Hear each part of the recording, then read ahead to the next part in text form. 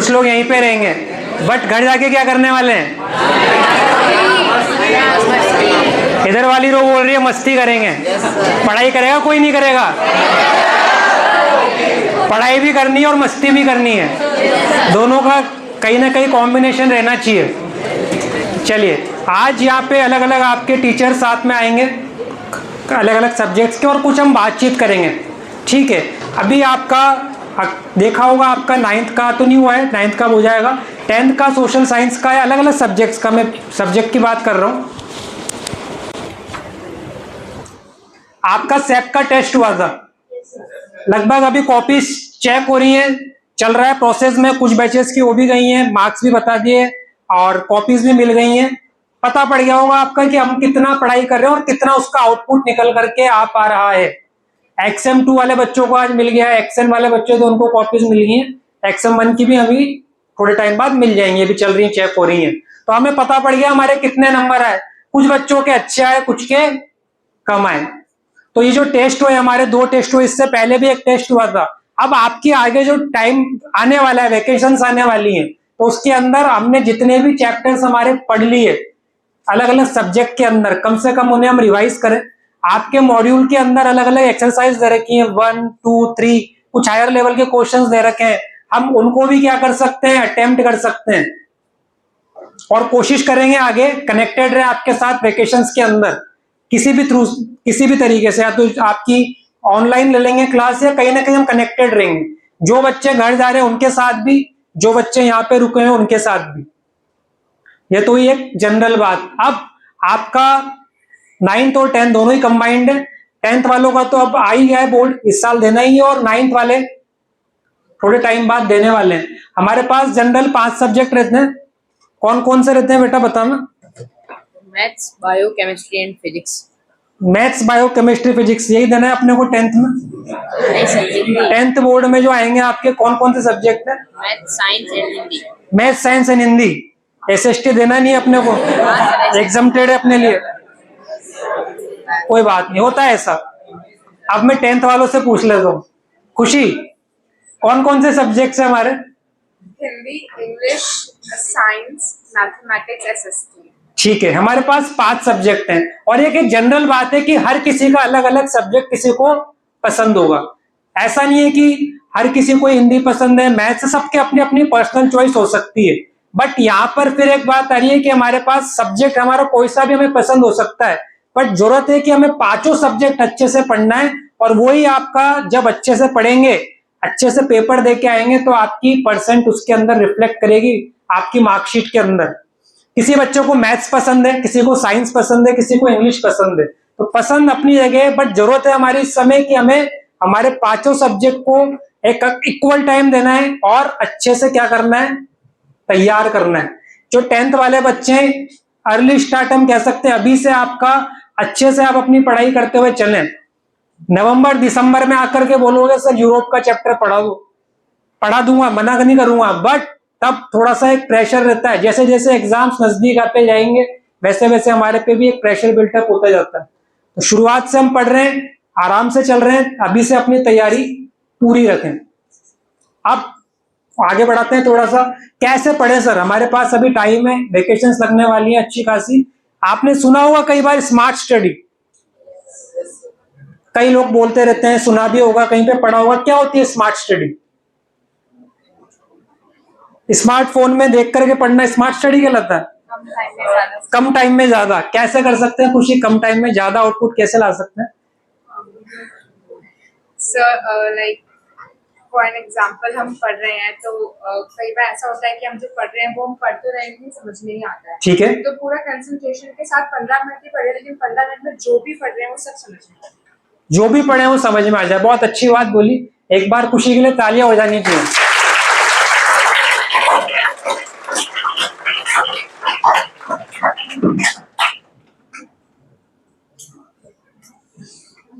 बैठ जाइए। हम स्मार्ट स्टडी की बात कर रहे हैं। सबसे पहले तो हमारे पास अलग अलग सब्जेक्ट के अंदर आपको जो भी यहाँ पे जो टीचर पढ़ा रहे हैं, जो भी वो आपके साथ शेयर कर रहे हैं अपना एक्सपीरियंस, जैसे वो पढ़ा रहे हैं, कुछ आइडियाज हैं, कुछ उनके अप्रोचेज हैं। हमारे पास हमारे जो मॉड्यूल्स हैं सारे अच्छी तरीके से पिछले कितने सालों से उसके अंदर हर साल कुछ कुछ आपके क्वेश्चन जुड़ते हुए चले जाते हैं, तो वो हमारे लिए ग्रंथ है। ठीक है, उन्हें अच्छे से हम पढ़े, टाइमली उसको कवर करते हुए चले। ठीक है, अभी पीटीएम भी हुई थी हमारी, उसके अंदर जब हमने पेरेंट्स के साथ बात करी, हम पढ़ तो रहे हैं, यहाँ पे टीचर भी पढ़ा रहा है, बच्चा भी पढ़ रहा है, बट साथ साथ के हम अपने उन मॉड्यूल्स को कवर करते हुए चल रहे हैं। अगर हम इसके अंदर बैकलॉग तैयार कर लेंगे तो आगे दिक्कत आएगी। तो ये छुट्टियां जो आपकी आने वाली हैं, अगर कोई आपका टॉपिक रह गया है, चैप्टर रह गया है किसी भी सब्जेक्ट में, तो टाइम है उसको पूरा करके आए। जब वापिस आ रहे हैं तो आपको टाइम मिल रहा है, उसके बाद भी अगर आप आकर कहते हैं मेरे वो 2 चैप्टर छूट गए, मेरा 1 चैप्टर रह गया, मेरा ये कंसेप्ट क्लियर नहीं है, मैं इस सब्जेक्ट में वीक हूं, फिर क्या करा आपने इन छुट्टियों में? मस्ती करनी है, मना नहीं कर रहा हूं, बट साथ साथ जो हमारा जिस जगह पे जिस सब्जेक्ट के अंदर वीकनेस है उसे पूरा करना है। अब आप अपनी प्रोग्रेस को क्या मेजर कर पा रहे हैं? हर वीक यहां पे तो कोर्स आगे बढ़ता जा रहा है, हर वीक, हर 15 दिन में हमारा कोई टेस्ट भी आ रहा है, बट क्या हम अपनी प्रोग्रेस मेजर कर रहे हैं? यहाँ पर एक सेपर शीट आती है जिसके अंदर पता पड़ जाता है कितने हमारे पास नंबर है, बट हमें पर्सनली भी हमें अपनी जो प्रोग्रेस है, हमें अपनी प्रोग्रेस हर वीक मेजर करनी है। ग्राफ ऊपर ही जाना चाहिए, अगर कहीं पर नीचे जा रहा है इसका मतलब दिक्कत है। वहीं पर आप अपने सब्जेक्ट टीचर से मिलें, सर दिक्कत आ रही है। उसके बाद क्या अप्रोच है, अप्रोच के साथ पढ़ना पड़ेगा। आपने मैथ्स के अंदर, साइंस के अंदर बहुत सारी अप्रोच रहती हैं, कुछ फॉर्मूला रहते हैं जिसके थ्रू आप अपने क्वेश्चन को सॉल्व कर लेते हैं। स्पेसिफिकली हम सोशल साइंस की बात करें, यहाँ पे भी कुछ अप्रोचेस रहती हैं जिसके थ्रू हम अपना जो भी पार्ट है उसको सिंपल कर सकते हैं। नहीं पूछूंगा खुशी से। और कोई, हमने अभी एग्रीकल्चर चैप्टर चालू कर दिया, उसके अंदर 2 तरह की क्रॉप्स आती हैं, खरीफ और रबी। 9th वालों को भी पता होगा ये टॉपिक इसीलिए लिया, 9th में भी पता है, तो पढ़ के आ चुके हैं हम। खरीफ क्रॉप, रबी क्रॉप्स कैसे याद रख सकते हैं हम? रबी क्रॉप्स जिसको पता है, भूमिका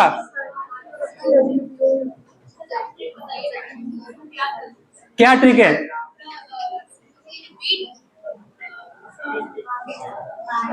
दीक्षा भी बता सकती है, या कोई और, अंजलि, नवदा, क्या ट्रिक थी? सर एक आरपीसी की कमी होने पर रैम मस्टर।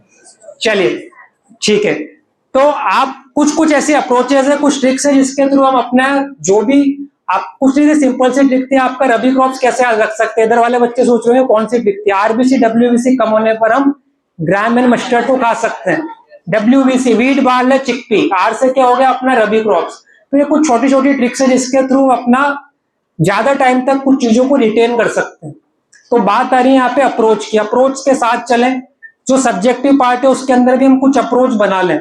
जहां पर लग रहा है कोई चीज हमारे को याद नहीं हो रही है या नहीं बैठ रहा, समझ में नहीं आ रहा, कुछ अप्रोच के साथ उसे क्या कर सकते हैं, हम ज्यादा टाइम तक रिटेन कर सकते हैं।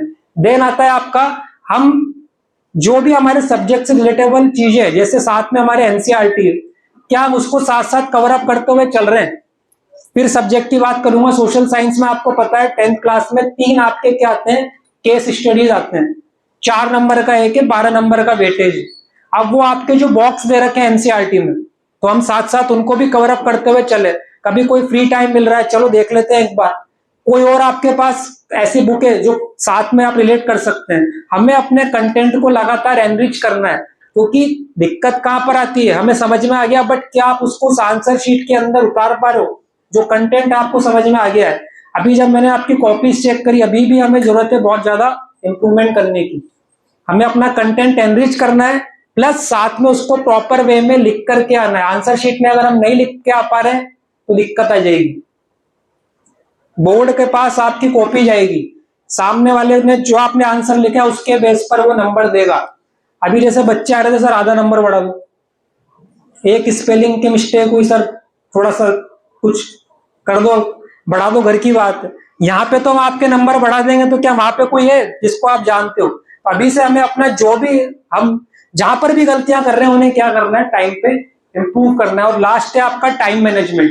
अगर हमारे पास प्रॉपर वही टाइम है, सबके पास जितने भी बच्चे यहाँ बैठे 24 घंटे ही है, ऐसा तो नहीं है 25-26 हो आपके पास एक्स्ट्रा मिलता हो टाइम, तो उसी के अंदर अलग अलग बच्चे अपना प्रॉपर अगर टाइम शेड्यूल तय कर रहे हैं, हम कैसे अपना सब्जेक्ट को कवर कर सकते हैं। जब आपका एग्जाम होता है तो उसके अंदर कैसे हम प्रॉपरली अपना सारे क्वेश्चंस को अटेम्प्ट कर सकते हैं। टाइम मैनेजमेंट बहुत जरूरी है। अपना एक शेड्यूल बनाएं, धीरे धीरे, एक दिन में तो नहीं हो पाएगा, बट धीरे धीरे उसको हम फॉलो करते हुए चलें। थोड़े दिन बाद आदत पड़ जाएगी और पेपर आते आते हम उसको अच्छे से फॉलो करते हुए चलेंगे। ठीक है, ये कुछ बेसिक चीजें थी। लास्ट में फिर यही बोलूंगा, छुट्टियां लग रही हैं, साथ साथ पढ़ते हुए चलें। एसएसटी के अंदर सुबह 15 मिनट, शाम को 15 मिनट वाला जो कंसेप्ट है, 15 मिनट सुबह पढ़ लें, उठने के बाद फ्रेश रहता है, रात को खाने के बाद पढ़ लें 15 मिनट। जो सुबह पढ़ा था रोज करते रहेंगे तो हमारे को एक तो बैकलॉग नहीं रहेगा, साथ साथ अपनी तैयारी होती रहेगी। अब मैं बुलाना चाहूंगा इसके बाद अरविंद सर को। तालियां होनी चाहिए भैया।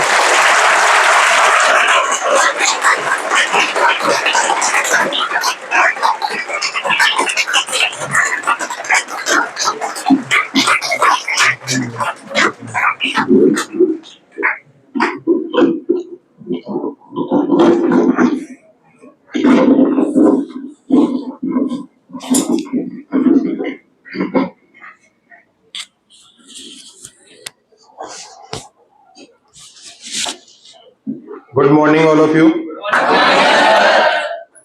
तो काफी कुछ आपको अजय सर ने बता ही दिया है। कुछ चीजें हैं जिनको हम इम्प्रूव कर सकते हैं अपनी लाइफ में और अपने डेली के करिकुलम के अंदर।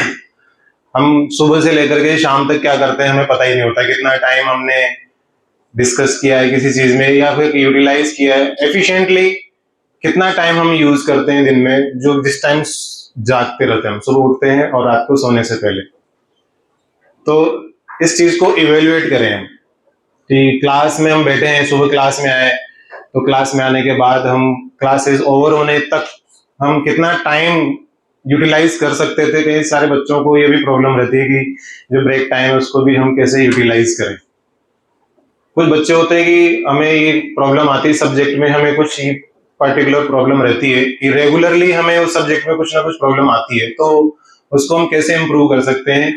तो उसका सिंपल सा रीजन ये होता है कि हम उस सब्जेक्ट को टच में नहीं रखते अपने साथ, उसको इन्वॉल्व उसकी या फिर उस सब्जेक्ट में हम इन्वॉल्व नहीं रह पाते हैं।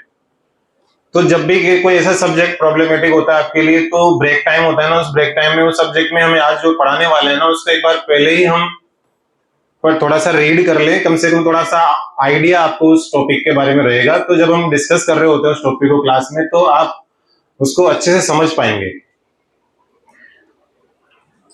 कुछ बच्चे ऐसे नोटिस में आए हैं जिन्होंने ऐसे प्रैक्टिस की है क्लास के अंदर और इस 1 मंथ में उन्होंने वो अप्रूव भी किया है उसको, या उसको उन्होंने प्रूव करके भी दिखाया है कि हम कैसे कर सकते हैं। और उनकी परफॉर्मेंस जिस तरह से इंक्रीज हुई है ना, वो काफी तसल्ली देने वाली है कि ऐसा भी हो सकता है। तो किसी का वो तो ऐसे जनरली उस बच्चे को मैंने आइडिया दिया था और उसने वो करना स्टार्ट किया, उसकी प्रैक्टिस करना स्टार्ट की, घर से उसको पढ़ के आने लग गया। तो आज उसको सारी चीजें समझ में आने लगी। वो फर्स्ट टाइम किसी इंस्टीट्यूट के अंदर एडमिशन लिया उसने। स्कूल में अलग सीनियर होता है, यहाँ पर पढ़ाने का अलग सीनियर होता है। सिर्फ एनसीईआरटी नहीं पढ़ रहे होते हैं, अदर कंपटीशन की भी प्रिपरेशन यहाँ पर कर रहे होते हैं। तो इसको भी आप लोग प्रैक्टिस कर सकते हैं कि किस तरह से हम किसी पर्टिकुलर सब्जेक्ट पर फोकस कर सकते हैं। सारे सब्जेक्ट में अच्छे मार्क्स आ रहे से बोर्ड के रिजल्ट आए बच्चों के भी देखा कि सभी सब्जेक्ट में 90% अबव है, लेकिन किसी एक पर्टिकुलर सब्जेक्ट में वो 80% 70% स्कोर कर पाया। तो स्पेशली जो आप लोग यहाँ पर बैठे हैं, कहीं ना कहीं हमें बोर्ड का एग्जाम भी देना है, तो उसको हम अभी से हैबिट बना लें कि ये प्रैक्टिस हमें रेगुलर रखनी है ताकि हमारे एग्जाम में ऐसी प्रॉब्लम नहीं हो। किसी एक सब्जेक्ट की वजह से क्यों हमारा एकेडमिक स्कोर हम डिस्टर्ब करें या फिर हमें मार्कशीट दिखाने में किसी को हम संकोच करें कि यार मेरे मार्क्स कम आए इस पर्टिकुलर सब्जेक्ट में, तो मैं अपनी मार्कशीट किसी को दिखाना पसंद नहीं करता। एक बच्चा मिला था कि क्या बताऊं सर, सब बिगड़ गया क्योंकि एक सब्जेक्ट में मार्क्स नहीं आए, मूड ही खराब हो गया पूरा। तो मूड क्यों खराब हो गया कि साल भर हमने उस सब्जेक्ट को बिल्कुल साइड में ही रखा था, उसको इंपॉर्टेंस नहीं दी। तो इंपॉर्टेंस हर सब्जेक्ट की इक्वल है क्योंकि मार्कशीट में हमारे सारे सब्जेक्ट इन्वॉल्व होते हैं, उन्हीं से पर्टिकुलर एक स्कोर बनता है, सभी सब्जेक्ट का एग्रीगेट स्कोर उसके अंदर आता है। हम घबरा जाते हैं कई बार। एक छोटी सी स्टोरी सुना रहा हूं मैं तुम्हें, इससे कुछ सीखने की कोशिश करना। एक छोटी चिड़िया होती है, ठीक है ना, अपने जब वो अंडे देती है ना तो घोंसला बनाती है, ठीक है। तो घोंसला बनाने के लिए छोटे छोटे तिनके इकट्ठा करके कितने दिन में जाकर के घोंसला बनता है, कभी ये नोटिस करना, ठीक है ना। लेकिन कहीं से आंधी तूफान आ जाते हैं, बाढ़ आ गई, उस घोंसले को वापस से बिखेर देता है वो सब।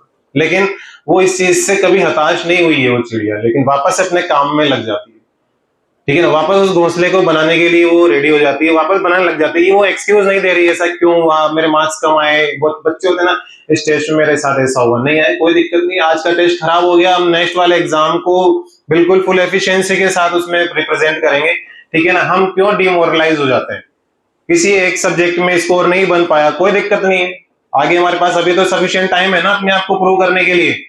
अरे बोलो, है कि नहीं है? तो क्या हम एक छोटे से एग्जाम भी, जो एग्जाम होते हैं ना आपके स्टेप, एक एक सीढ़ी है, हमें सीढ़ी चढ़ के चले जाना है ऊपर। अब लेकिन इन सीढ़ियों को चढ़ने के लिए हमें उस एग्जाम से कुछ ना कुछ लर्न करना है, कुछ ना कुछ उससे सीखना है हमें। अब सीखने के लिए हम क्या कर सकते हैं, एनालाइज करो पेपर को, कभी घर जाकर के पेपर सोल्व करते हैं वापस, ठीक है ना। रेगुलर हैबिट होनी चाहिए, हर पेपर को घर जाकर के सोल्व करना ही है, ठीक है ना। और पेपर सोल्व करने के बाद जो मिस्टेक, देखो उस दिन पेपर सोल्व करने का पर्पस क्या होता है, हमारा क्या टारगेट है कि उस एग्जाम में हमने जो सिली मिस्टेक्स की हैं, कि छोटी छोटी जो माइनर मिस्टेक्स हम कर देते हैं, कभी जल्दबाजी में क्वेश्चन का आंसर लिख दिया, कभी ऑब्जेक्टिव पेपर है तो जल्दबाजी में हमने उसका आंसर टिक कर दिया, ठीक है ना। कभी ओएमआर फिल करते टाइम हम वो मिस्टेक कर देते हैं कि अरे यार बी ऑप्शन था, गलती से सी पर मैंने डार्क सर्कल कर दिया, हो गई प्रॉब्लम। यही सिली मिस्टेक्स हैं, इनको अवॉइड किया जा सकता है। उन मिस्टेक्स को आप एक पेपर पे नोट करो कि ये मिस्टेक्स जो मेरे आज मैंने फाइंड किए अपने, इनको मैं नेक्स्ट एग्जाम में रिपीट नहीं होने दूंगा। जब आप 4, 5, 6 एग्जाम दे चुके होंगे, मिडिल सेशन तक आप इन सब चीजों से ऊपर उठ चुके होंगे, इनको सबको ओवरकम कर चुके होंगे, क्योंकि आपकी जो ओएमआर फिल करने की प्रैक्टिस है वो भी अच्छी हो जाएगी। जो आप वहां पर पेशेंस लूज कर देते हैं कभी किसी क्वेश्चन में कि यार इतना अच्छा क्वेश्चन है, इजी क्वेश्चन है, ऑप्शन में है ना कुछ हेराफेरी कर रखी है, गड़बड़ हो गया, ठीक है ना। तो गड़बड़ को कैसे इंप्रूव कर सकते हैं, उनको कैसे करेक्ट कर सकते हैं, तो ये आपकी हर एग्जाम के बाद एक छोटी सी एक्सरसाइज है। 10 मिनट्स लगेंगे घर जाकर के इसको एनालाइज करने में, ठीक है ना। लेकिन हम करते नहीं, पेपर तो रख दिया एक साइड पे, पेपर सॉल्व ही नहीं किया, फिर जब पेपर क्लास में डिस्कस करा लिया सर ने तो ठीक है हो गया, हम क्लास में भी पेपर को लेकर के नहीं आते, ठीक है ना। ये अभी देखा मैंने रिसेंटली, पेपर डिस्कस किया क्लास के अंदर और 90% स्टूडेंट के पास वो पेपर ही नहीं था, तो फिर उस डिस्कशन का कोई मीनिंग नहीं है। हर एग्जाम इंपॉर्टेंट है, इस एग्जाम के छोटे छोटे एग्जाम्स हैं, इनको उसी एफिशिएंसी से हमें सोल्व करना है, उसी एफिशिएंसी के साथ इसमें हम प्रेजेंट रहना है जैसा हम फाइनल एग्जाम में रहते हैं, जिसमें हमारा बोर्ड की मार्कशीट आती है बनके। क्या वो सिंसियरिटी हम इन छोटे छोटे एग्जाम्स के अंदर डेवलप कर सकते हैं? अरे कर सकते हैं कि नहीं? कोई भी एग्जाम, क्लास टेस्ट भी क्यों ना हो, वो भी एक बड़ा एग्जाम होता है, उसमें भी आपको पता चल रहा है कि हम क्या मिस्टेक कर रहे हैं, किस तरह की मिस्टेक कर रहे हैं और उनको कैसे हम इंप्रूव कर सकते हैं। तो इन छोटे छोटे एग्जाम्स की हेल्प से हम फाइनल एग्जाम को अच्छा बनाने की ट्राई कर रहे हैं, लेकिन वो कब बनेगा, जब हम छोटे एग्जाम से कुछ ना कुछ गेन कर रहे हैं। किसी एग्जाम में हमारी परफॉर्मेंस बहुत ही डाउन है, ठीक है ना, सपोज हम फेल ही हो गए, लेकिन घबराने की जरूरत नहीं है, क्योंकि हम फिर से एग्जाम देंगे, हम फिर से खड़े होंगे, फिर से प्रिपरेशन करेंगे और उसमें हम अपने आप को प्रूव करके दिखाएंगे। 3-4 एग्जाम ऐसे निकल जाते हैं, कभी कभी हम स्टार्टिंग में जोश में होते हैं, नए नए होते हैं, एडमिशन लिया है क्लास के अंदर, फिर हम 4-5 एग्जाम तक तो अच्छे से परफॉर्म करते हैं, फिर 5th और 6th एग्जाम के बाद हमारा जो डाउनफॉल स्टार्ट होता है वो लास्ट तक भी हमसे कवर नहीं हो पाता।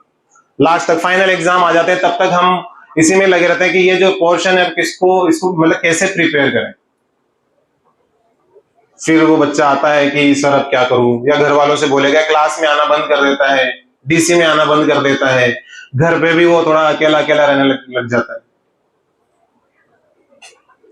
ऐसे में फाइनल एग्जाम आते हैं, फिर फाइनल एग्जाम आते आते हम क्या करते हैं, वो घर वालों से बोल देते हैं वापस से एडमिशन लेंगे, है ना, फिर से पढ़ेंगे, ठीक है ना। अरे टाइम है, एक बच्चा था लास्ट ईयर की बात बताता हूँ तुम लोगों को, 1 महीने में उस बच्चे ने 80% स्कोर किया था, कुछ नहीं आता था उसको 1 महीना, लेकिन रेगुलर वो पढ़ने आता था यहाँ पर डेली। मैंने आपको क्लास में बताया होगा शायद, डेली वो बच्चा पढ़ने आता था। लास्ट में जनवरी मतलब 15 जन के बाद आने लगा था वो एग्जाम, तक वो बच्चा डेली पढ़ने आता था, डेली एक पेपर उसको सोल्व कराए जाते थे, यहाँ पर पेपर सोल्व करने के लिए देते थे, जो क्लास ऑलरेडी हो चुके हैं, जो आपके रेगुलर टेस्ट पेपर थे, उन्हीं पेपर्स की प्रिपरेशन करता था, उन्हीं पेपर्स को अच्छे से सोल्व करता था, घर जाकर के वापस उनको प्रैक्टिस करता था, बच्चा पास हो गया, 80% स्कोर किया उस बच्चे ने। तो हम जब वो बच्चा 1 महीने में प्रिपरेशन कर सकता है ना, तो आपके पास तो पूरा साल है, पूरा सेशन अभी बाकी है तुम्हारा। मूवी देखने जाते हैं, हम जाते हैं, पूरी चीजें याद होती है अपने को, वहां पर मूवी में क्लाइमेक्स में क्या हुआ, कौन सा हीरो था, कौन सी हीरोइन थी, क्या डायलॉग डिलीवरी थी, ठीक है ना, किसका क्या रोल था, सारे कैरेक्टर्स हमें याद होते हैं। लेकिन क्लास में हमें बहुत सारी चीजें, 90% चीजें याद नहीं होती कि आज इस लेक्चर में 90% डिस्कशन, 10% तो वो है जिसमें से 5% आपको नोट करा दिए नोट्स, और 5% वो जो आपको अच्छा लगा। लेकिन 90% चीजें ऐसी होती है डिस्कशन की जिसके अंदर हम इन्वॉल्व ही नहीं होते। जैसे कि किसी बच्चे ने कोई डाउट पूछा तो सिर्फ वो बच्चा डाउट पर ध्यान देता है, बाकी के बच्चे अपना काम करते रहते हैं, वो ना तो वो डिस्कशन में इन्वॉल्व हो रहे हैं, उस बच्चे ने क्या पूछा उनको ये भी नहीं पता कि उस बच्चे ने डाउट क्या पूछा, वो बाकी बच्चों को पता ही नहीं है। तो हो सकता है वो उस बच्चे का डाउट नहीं है पर्टिकुलर, वो आप लोगों का भी डाउट हो। तो ऐसे छोटे छोटे पॉइंट्स हैं जिन पर आप फोकस करें, क्लास में इन्वॉल्व रहें, 100% आपकी प्रेजेंस क्लास में होनी चाहिए। मेंटली भी क्लास में प्रेजेंट रहना है, फिजिकली तो रहता ही है, लेकिन मेंटली जब क्लास में प्रेजेंट रहेंगे तो ये सब प्रॉब्लम्स ओवरकम हो जाएंगी, और धीरे धीरे आपकी जो परफॉर्मेंस है वो इंक्रीज होने लगेगी, एक्सपोनेंशियली इंक्रीज होगी। लेकिन नीड है आपके एटीट्यूड की, आपके इंटेंशन की, इसको पॉजिटिव रखना है। छोटी छोटी बातें होती है एग्जाम में परफॉर्म करने के लिए, कोई बड़ी बातें नहीं होती है, कोई महान काम नहीं कर रहे हैं अपन यहाँ पर, ठीक है ना, पढ़ रहे हैं नॉर्मली। इस इंडिया में बहुत सारे बच्चे, लाखों बच्चे सभी पढ़ रहे हैं, लेकिन जो बच्चा अलग तरीके से पढ़ाई करता है, एक डिफरेंट फॉर्म में पढ़ाई कर रहा है, डिफरेंट मैनर में पढ़ाई कर रहा है, वो बच्चा डिफरेंट हो जाता है धीरे धीरे अपने, उसकी स्मार्टनेस उसके रिजल्ट में दिखने लग जाती है। बस यही काम हमें करना है, ठीक है, समझ में आ गई बातें? तो आगे मैं आपको इनवाइट कर रहा हूं यहाँ पर सुरभीर सर को।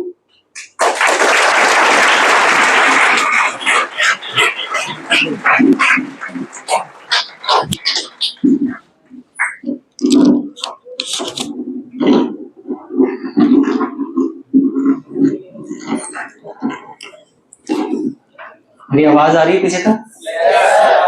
तो अजय सर ने और सर ने बहुत सारी बातें आपको बता दी। अपन 2 बातों पे डिस्कस कर लेते हैं जो क्लास के अंदर भी मैंने देखी है। एक तो है कॉम्प्रिहेंशन, यानी बहुत सारे बच्चे ऐसे हैं जिनको क्वेश्चन लिखवा दिया जाता है, और जब मैं समझाऊं उन्हें क्वेश्चन तो वो समझ के क्वेश्चन कर लेते हैं, लेकिन खुद से क्वेश्चन नहीं समझते। और ये मुझे लगता है प्रॉब्लम आप में से बहुत सारे के साथ होगी। अभी अपन लीनियर इक्वेशन पढ़ रहे हैं, उसके अंदर लीनियर इक्वेशन बनाना अपन को नहीं आ रहा है, और जब मैंने समझाया तो आसानी से आपने वो इक्वेशन बना दी, ठीक है, ऐसा होता है। तो अभी कुछ छुट्टियां आपके लगने वाली है, तो मेरी सबसे बड़ी सलाह यह है कि अपने कॉम्प्रिहेंशन पे काम करें। यानी जब कोई क्वेश्चन आप पढ़ते हैं, चाहे वो किसी भी सब्जेक्ट का हो, पढ़ते वक्त वो आपको समझ में आ जाए कि वो पूछ क्या रहा है, आपकी 70% प्रॉब्लम वहीं सोल्व हो जाएगी। बहुत सारे बच्चे लेके बैठ रहते हैं, मुझे क्वेश्चन ही समझ में नहीं आ रहा, समझने की कोशिश तो करें। बहुत सारे बच्चे डाउट ऐसे लेकर आते हैं कि सर मुझे डाउट है, मैं पूछता हूं तेने खुद ने सोल्व करके देखा ऐसे? नहीं, फिर डाउट कैसे? मतलब डाउट का वास्तविक मतलब होता है कि आपने उस क्वेश्चन को करने में अपना पूरा दम लगा दिया, और उसके बाद जाकर आपको लगा कि इस इंस्टेंट पे मुझे क्वेश्चन अब सोल्व नहीं हो रहा है, उसे डाउट कहते हैं। Is it clear? तो डाउट लेकर आए तो कम से कम उसका पूरा प्रयास तो करके आए। आप सीधे क्वेश्चन को देखकर ही डाउट ले आते हैं, आप खुद से कोशिश ही नहीं करते कि मैं उस क्वेश्चन को पढ़ लूं, थोड़ा सा समझ लूं, और समझने के बाद आपको कंसेप्ट पता है।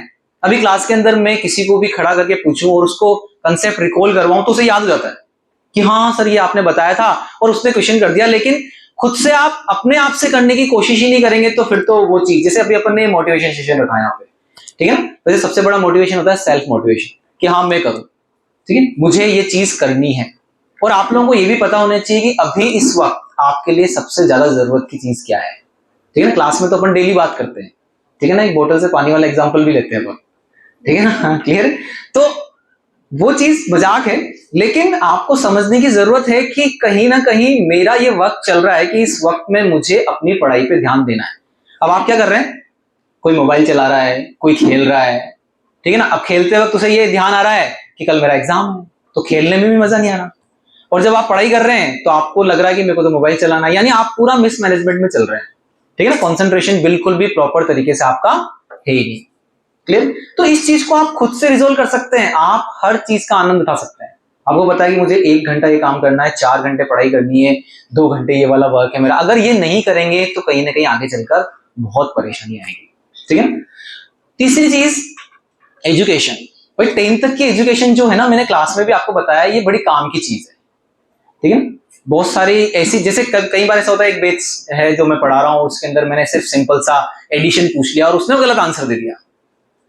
तो क्या ये कोई सीरियस इश्यू है या नहीं है, ये आपको समझने की जरूरत है कि अगर आप एडिशन और सब्ट्रैक्शन में भी गलती कर रहे हैं तो आप बिजनेस भी करने जाएंगे अपने फ्यूचर में, तो वहां पर भी वो प्रॉब्लम आपके साथ रहेगी। ये बात मैंने बोली है आप, और ये बात ये समझनी की जरूरी है कि 10th तक की एजुकेशन आपको कितनी सारी चीजों से बचाएगी। आजकल बहुत सारे फ्रॉड होते हैं, देखा हो ना आपने, अकाउंट नंबर ले लेते हैं किसी का भी और उससे ओटीपी ले लेते हैं, और ये सब चीजें क्यों होती है? बिकॉज आप वेल एजुकेटेड नहीं रहेंगे, प्रॉपर तरीके से उन चीजों के बारे में आपको पता नहीं होगा, या आप एडिशन सब्ट्रैक्शन में आप लूज रह गए, कोई भी आपको कुछ भी बना के चला गया। Is that clear? आपसे कुछ पैसे इस तरह से कैलकुलेशन में ले गया कि आपको पता ही नहीं चला, आपने खुद से कैलकुलेट ही नहीं किया क्योंकि आपको नहीं आ रहा था। जब आप यहां पर परफॉर्म नहीं कर रहे हैं ना, तो आप अपने लाइफ के बहुत सारे ऐसे इंस्टेंट आएंगे, वहां पर भी परफॉर्म नहीं कर पाएंगे। ये बात समझनी बहुत जरूरी है। तो 10th तक की एजुकेशन इतनी इंपॉर्टेंट है जो आपकी पूरी लाइफ में हर जगह काम आएगी। अपना मैनेजमेंट बनाए कि हाँ मुझे ये वर्क करना है, इतने घंटे करना है, उस वर्क में अपना पूरा कॉन्सेंट्रेशन दे। ठीक है ना, मजाक की बात नहीं है, समय निकल जाता है, समय लौट कर वापस नहीं आता है। फिर कल को आप ये बोले काश मैं उस टाइम पे इतना पढ़ लेता तो मेरे मार्क्स आ जाते, या काश उस टाइम पे मुझे ये चीज पता होती तो आज मेरे साथ ये वाली घटना नहीं होती, मुझे पहले से पता होता। तो अपना नॉलेज अपग्रेड रखें, चाहे वो आपके एजुकेशन से रिलेटेड है या आसपास के वातावरण से रिलेटेड, ये बहुत जरूरी चीज है। और अपने कॉम्प्रिहेंशन पे प्लीज आप ध्यान देंगे, क्योंकि क्लास के अंदर ये मैंने महसूस किया है कि मैंने क्वेश्चन दे दिया, 2 लोग आंसर दे रहे हैं, क्वेश्चन इतना ईजी था, फिर जब मैंने समझाया हाँ सर ये तो हो जाता, तो आपने क्यों नहीं समझा? आप एक एक लाइन पढ़ के उसका पूरा एसेंस निकाल सकते हैं।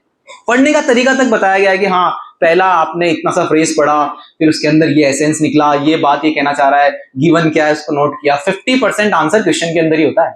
इवन कई बार तो ऐसा होता है कि 100% आंसर ही क्वेश्चन के अंदर होता है, सिर्फ आपको देखकर उसे सॉल्व करने की जरूरत होती है। इवन कई बार, अभी जस्ट मैं क्लास ले रहा था, अभी कुछ क्वेश्चंस अपन ने कराया एक्सएम 1 में, आप लीनियर इक्वेशन बनाने के बाद भी उसको सॉल्व नहीं कर पा रहे। अरे वो चीज तो पहले से बता दी गई है आपको कि हम या तो सब्स्टिट्यूशन से करेंगे या फिर हम इक्वेटिंग द कोएफिशिएंट से करेंगे, उसके बाद भी आप नहीं कर रहे हैं और उसके बाद भी गलती कर रहे हैं, तो क्यों भाई? और गलती नोट भी तो करें ना कि आज मुझसे ये गलती हुई है तो अगले दिन वापस नहीं दोहराऊंगा मैं। कल ये गलती हुई तो एक दिन ऐसा आएगा कि सारी गलतियां खत्म हो जाएंगी, तब तो कम से कम हम परफेक्ट बन जाएंगे। लेकिन अगर हम उसे नोट ही नहीं करेंगे और उनको लेकर बैठे रहेंगे तो फिर तो पॉसिबिलिटी। तो बस मेरा यही कहना है, प्लीज अपने छुट्टियों में यूटिलाइज करें टाइम को। वर्कशॉप भी है हमारी, ठीक है ना, बहुत सारे लोग वर्कशॉप ज्वाइन कर सकते हैं। बहुत सारों को ऐसा लगता हो कि कुछ चीजें रह गई है, कुछ चीजें छूट गई है, आप वर्कशॉप आकर ज्वाइन कर सकते हैं। सभी लोग, एनएनटीसी की वर्कशॉप है, प्री आरएमओ की वर्कशॉप है, एनटीएससी, प्री एनटीएससी, बहुत सारी वर्कशॉप आप ज्वाइन करें, आपको फायदा मिलेगा, 101% फायदा मिलेगा। कुछ चीजें रह गई है, कुछ आगे के ऐसे चैप्टर्स हैं जो शायद उसमें इंक्लूड हो गए और बाद में वापस पढ़ेंगे तो वो रिवीजन के तौर पे आपके काम आएंगे। ठीक, क्लियर है? तो अपने समय को यूटिलाइज करें, अपने कॉम्प्रिहेंशन पे ध्यान दें कि हाँ मैं जो चीज पढ़ता हूँ वो मुझे पढ़ते वक्त ही समझ में आ जाती है, बहुत ज्यादा जरूरी है। Thank you. आफरीन मैम को मैं बुलाना चाहूंगा।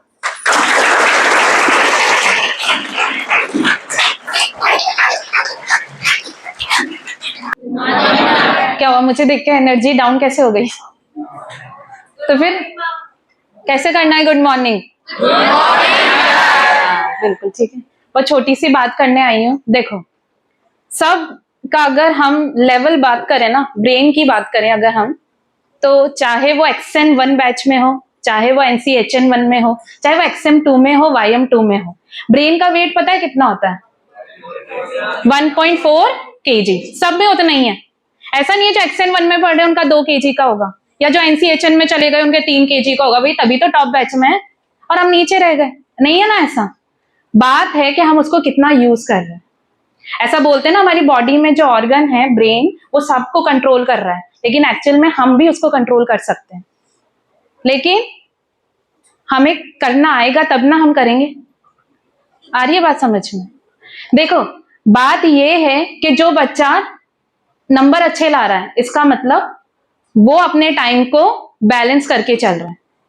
देखो होता क्या है ना, हमारे नंबर कम क्यों आ रहे हैं या आ ही नहीं रहे, क्योंकि हम टाइम को बैलेंस करके ही नहीं चल रहे हैं। टेस्ट है हमारा 15 को, 2 को भी हम ये सोच रहे हैं यार कल पढ़ लेंगे, कल कर लेंगे।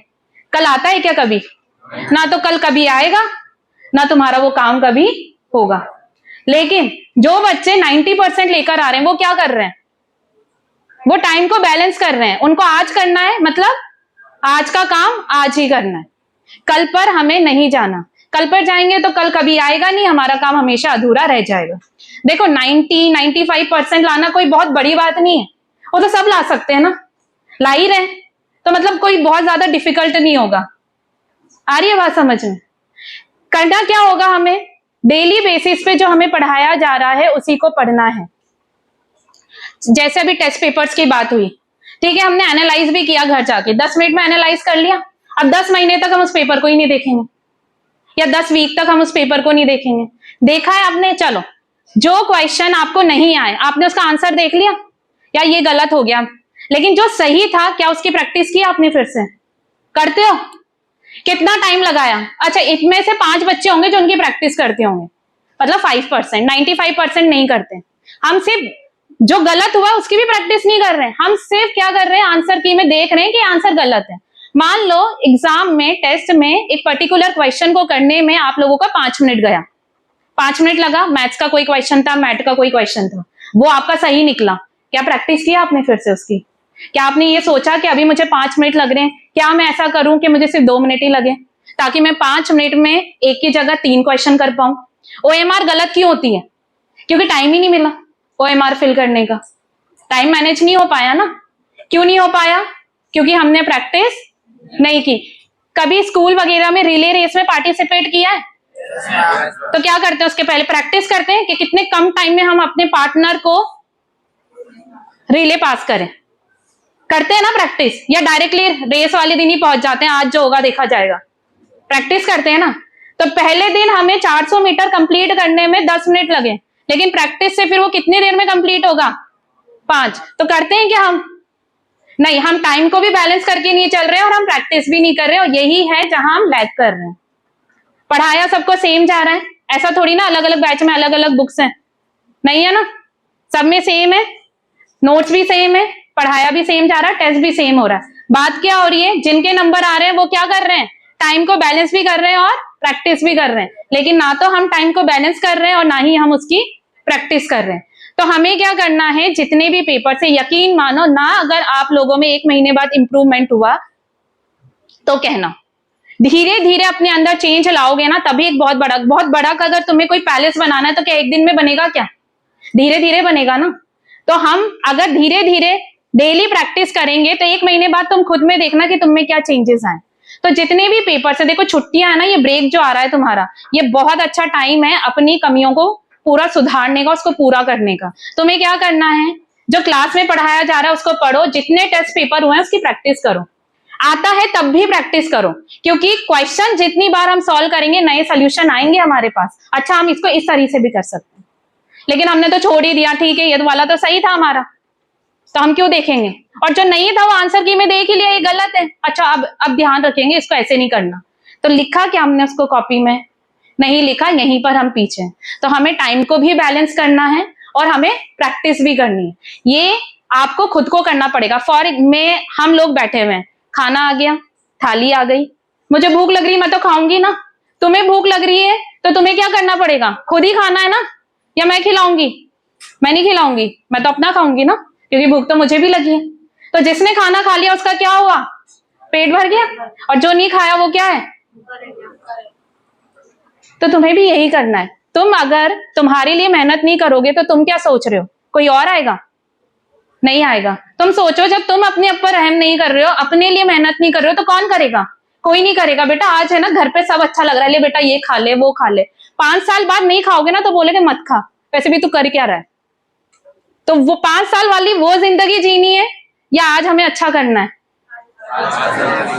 आज अच्छा करना। कोई ना तो बहुत इंटेलिजेंट होगा, ना कोई डफर होता है, बात होती है हम कितना यूज कर रहे हैं। ब्रेन का वेट सबका सेम है, पार्ट्स वही हैं, न्यूरॉन्स वही है, सब कुछ वही है, बस हम यूज नहीं कर रहे ना, हम वेस्ट कर रहे हैं। हाँ, अब ये बोलोगे नहीं मैम मैं तो पढ़ा था लेकिन टेस्ट में नंबर नहीं आए। कितने दिन पहले पढ़े थे? 1 दिन पहले। तो 15 दिन का 1 दिन में होगा क्या?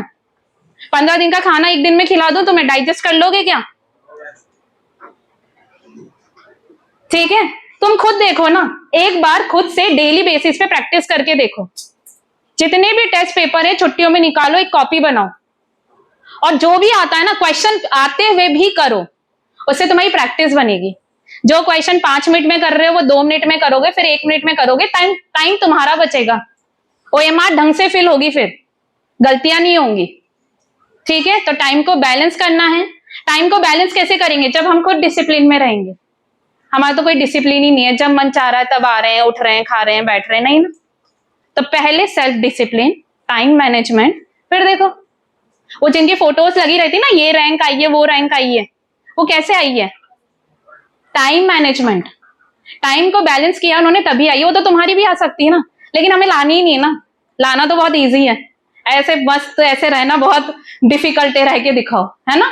इसीलिए तो तुम्हें क्या करना है, बोर्ड एग्जाम में बहुत टाइम है, आज से हम मेहनत करेंगे तो हमारा भी सेलिब्रेशन होगा। केक कटिंग करनी है कि वहां पे ऐसे खड़े होके देखना है? तो उस केक कटिंग के लिए मेहनत कब से करनी पड़ेगी?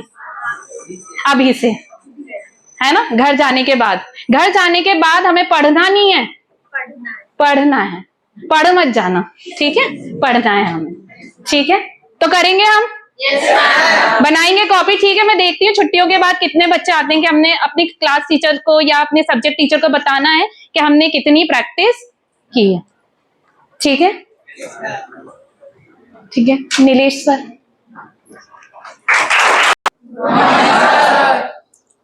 देखिए, मेरे को माइक बहुत लेट मिला है तो मैं बहुत लेट ही छोड़ूंगा। ठीक है, it's going to be at least 1 hour, वरना जो DC भी खा जाऊंगा मैं आपकी। तो एक बार तो जो मेरे से पहले जितने भी स्पीकर्स आए उन सबके लिए जोरदार ताली हो जाती है।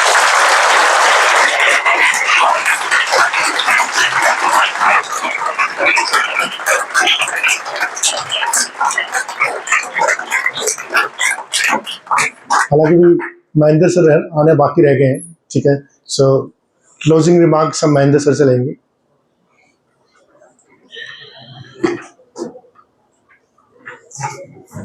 अगर आप नोट्स नहीं बनाओगे तो याद नहीं रहता कि पहले लेक्चर में क्या हुआ था, है ना। तो नोट्स बनाना बहुत जरूरी है। तो लास्ट के 2 लेक्चर का तो मुझे याद है, सुरभीर सर ने क्या बोला और आफरीन मैम ने क्या बोला, अरविंद सर ने क्या बोला, थोड़ा सा कुछ याद है क्योंकि नोट्स नहीं बनाया हमने। नोट्स बनाना बहुत जरूरी है। आई थिंक एक बात जो बहुत इंपॉर्टेंट है कि जब हम क्वेश्चन करने बैठते हैं तो हम कई बार बहुत जल्दी गिव अप मार देते, नहीं हो रहा, या तुरंत YouTube पे चले जाते हैं सॉल्यूशन ढूंढने। एंड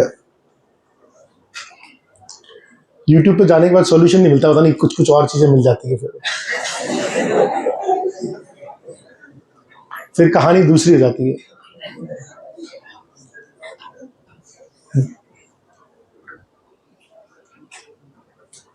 सीधे बैठिए बिल्कुल, है ना, डायरेक्ट। बहुत देर बैठना है अपन को, ठीक है। मैं नहीं चाहता खड़े होकर सुने। So you have privilege that you आप बैठ के सुन रहे हैं, दिस इज प्रिविलेज।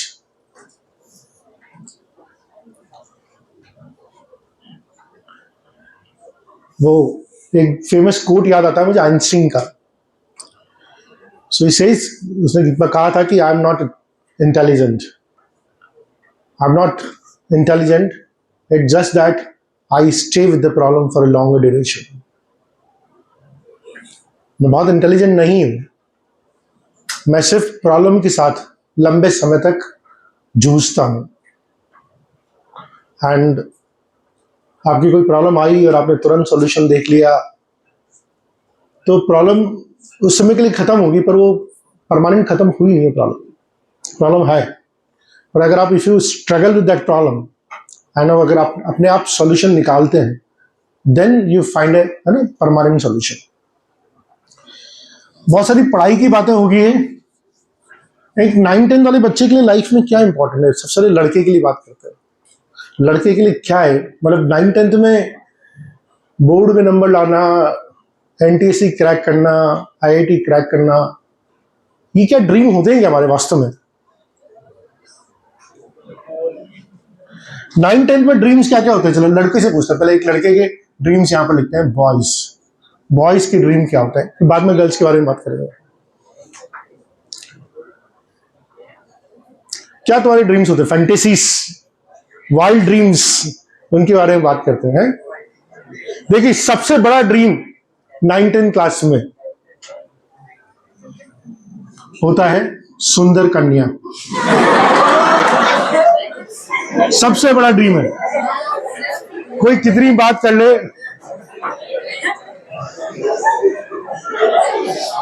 अरे होता नहीं होता? तो ईमानदारी से एक्सेप्ट होता है ना? ठीक है, यहां वो शांत हो जाएगी। मैं लिख दूं आईआईटी में रैंक 1, नीट में ये सब बात की बात है। पहला बात सुंदर कन्या, ठीक है, पहला ड्रीम है हमारा, और यही ड्रीम है, इसके अलावा कुछ और है? और क्या होता है? एनीमे? अच्छा ठीक है, चलो ठीक है, अपन जनरलाइज कर देते हैं। एक तो कन्या है, ठीक है ना, वो तो कोई ऐसा है जिसका नहीं है ड्रीम, हाथ ऊंचा करे। कोई ऐसा है जिसका सुंदर कन्या ड्रीम नहीं है? नहीं है? वाह, एक बार इनके लिए ताली बजाओ।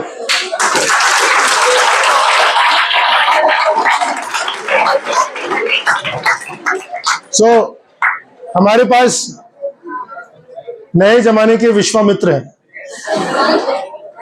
ठीक है, चलिए बहुत अच्छी बात है। सेकंड,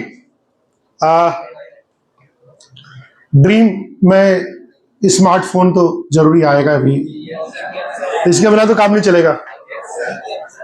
कोई इसके बिना ही तो रह सकता है। इसमें है ना, इसमें ऐसे बहुत से बच्चे हाथ खड़ा कर रहे हैं, वो ना जिनके लिए कहावत है, सो बिल्ली खा के चूहे खा के हज को चली। ऐसे लोगों की कहावत दिन पे अप्लाई होती है। कोई बात नहीं, फिर भी आपको हाथ ऊंचा करने का बिल्कुल हक है, ठीक है। स्मार्टफोन बस लड़कों के लिए इसके हाँ। फिर थर्ड प्रायोरिटी में स्टडीज, थोड़ी बहुत पढ़ाई भी कर लेते हैं।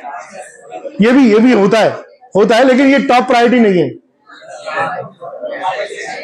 चलो लड़कियों की बात कर ले।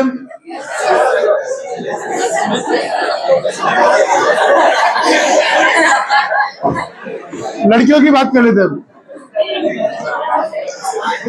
अच्छा, कोई लड़का बताएगा कि लड़कियों को क्या चाहिए होता है? क्या? Just suppose it. अच्छा लिखिए, लिसन। गेम ऑफ क्या होता है? गेम ऑफ, एक बार में कोरियन पॉप, हिप हॉप, के पॉप नहीं है। अरे कोई बात नहीं, किसी का है किसी का नहीं है, ठीक है। द गर्ल्स आर डिवाइडेड, इसमें अपन सिंगुलर और प्लूरल वर्ब यूज कर सकते हैं ना। The boys they are unanimous, the girls are divided, ठीक है ना, ऑन के पॉप, ठीक है। सब्जेक्ट वर्ब एग्रीमेंट पढ़ा हुआ था मैम। ओके, और क्या गर्ल्स के लिए? बीटीएस, ऑब्लिक कर देता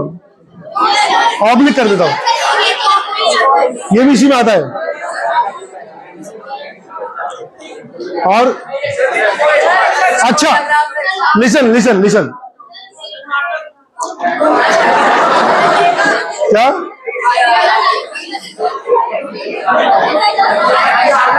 आप थोड़ा एक इतना शोर में बताइए, एक बार में बोलिए। तुम सारे लड़की वाले तू बता रहा है।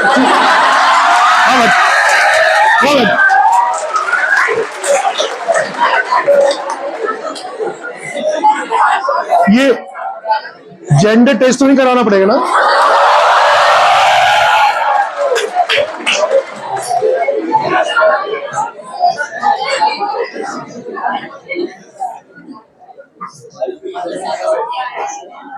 यस। अच्छा, जैसे अपन लड़कों के लिए बोलते हैं सुंदर कन्या, ऐसे लड़की के लिए क्या बोलेंगे? क्या? पैसे वाला लड़का। ये सही है, ये सही है। ये सुंदर लड़का भी चलता है क्या? नहीं चलता ना, सुंदर लड़का नहीं चलता। या वो मैचो मैन चलता है, मैचो मैन वो भी नहीं चलता। तो फिर पैसे वाला लड़का। काफी लोग संतुष्ट है पैसे वाले लड़के से। तो गर्ल्स के लिए, अरे आपस में बात नहीं करिए, आपस में बात नहीं करिए, ठीक है? मस्ती का एक लेवल है, बस वो डिसेंसी को मेंटेन कीजिए, आपस में बात। पैसे वाला लड़का है? अच्छा, पैसे वाला लड़का वो जो माताजी पिताजी के पैसे वाला है, जिसने खुद में कुछ पोटेंशियल दिख रहा है आपको। भाई देख लो, तुम ये रोज यहाँ पे लाके स्टिंग पी के, बर्फ पेटीज खा के, बाइक लाके, बड़े बड़े आईफोन लाके लड़कियों को इंप्रेस कर रहे हो, तो कोई नहीं हो रही लड़की। सबको पैसा वाला चाहिए, लेकिन उसको पोटेंशियल चाहिए कि यार ये बड़ा होके कुछ IIT वाईटी निकाले या कुछ बड़ा बिजनेस करे, ऐसे चाहिए ना लोग।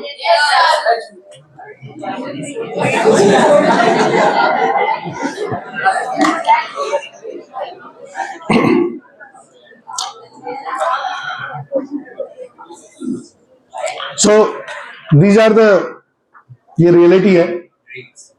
ड्रीम्स। अच्छा,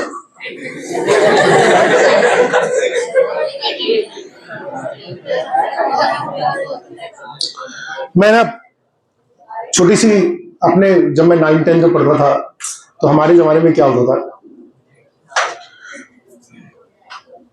सो I was above average kind of student in studies. तो मैं जिस स्कूल में पढ़ता था मुझे डिसेंट सा रिस्पेक्ट मिलता था, लेकिन मैं जिस मोहल्ले में रहता था, मोहल्ले के दोस्तों को मतलब नहीं अपनी पढ़ाई लिखाई से। एंड वहां पर मेरे जो दोस्त हुआ करते थे, उसमें से मुझे एक दोस्त पर्टिकुलर याद है, और वो दोस्त मतलब वो उतना बॉडी में बहुत ही सॉलिड बन रहा था, वो बहुत कोरा चिकना बिल्कुल सॉलिड। एंड वो मेरे लिए बड़ा रोल मॉडल होता था। वो पढ़ाई लिखाई से कोई मतलब नहीं था उसको, लेकिन मेरे लिए रोल मॉडल क्यों होता था? बिकॉज उसके आसपास बहुत लड़कियां घूमती थी। सो मैंने अपना बहुत सारा समय ना इंफीरियरिटी कॉम्प्लेक्स में निकाला। यार मेरे तो कोई साला कुछ होता ही नहीं है। और वो जो लड़का था, मतलब वो 2 साल बड़ी लड़की, 3 साल बड़ी लड़की, 4 साल बड़ी लड़की, 1 साल छोटी लड़की, सब आसपास उसके, जबरदस्त माहौल उसका मोहल्ले में। और हम तो इस चक्कर में घूमते थे उसके साथ कि कोई इससे समझ नहीं रहे तो अपने पास आ जाए।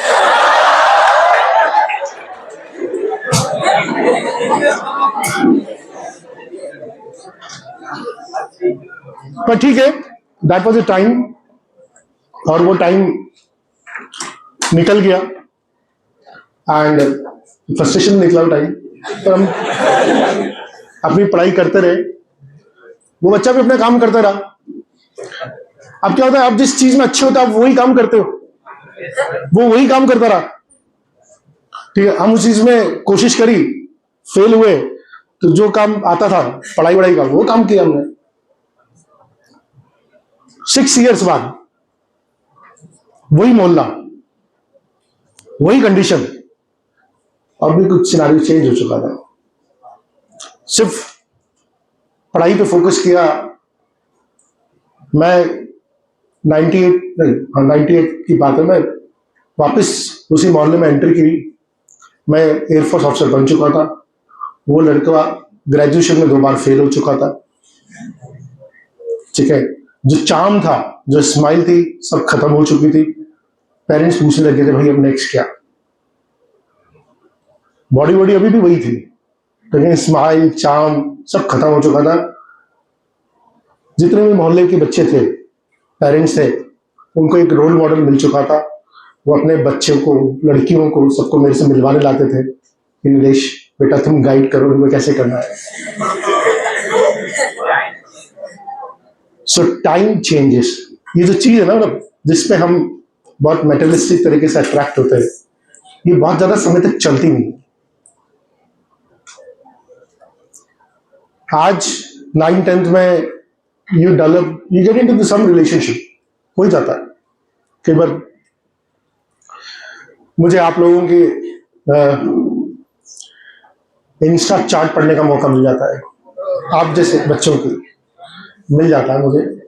आप लोगों के कुछ कारनामे ऐसे होते हैं कि मुझे पढ़ना पड़ता है। तो मैं देखता हूं कि अभी से हमारे दिल टूट रहे हैं, अभी से हमें डंप किया जा रहा है, और इस उम्र के जो रिलेशनशिप होते हैं इनकी फेलियर रेट है ना 100% है, 99.9% भी नहीं, 100% है। ये चलते ही नहीं है, और ये जितना चलते हैं उतना अपना समय बर्बाद करते हैं। जो थोड़ा बहुत भी चलते हैं ना, 1 महीने 2 महीने 3 महीने या 6 महीने, बहुत बड़ा हो गया तो 6 महीने चल गया, बता देगा उसका कितना महीने चला वो बता देगा।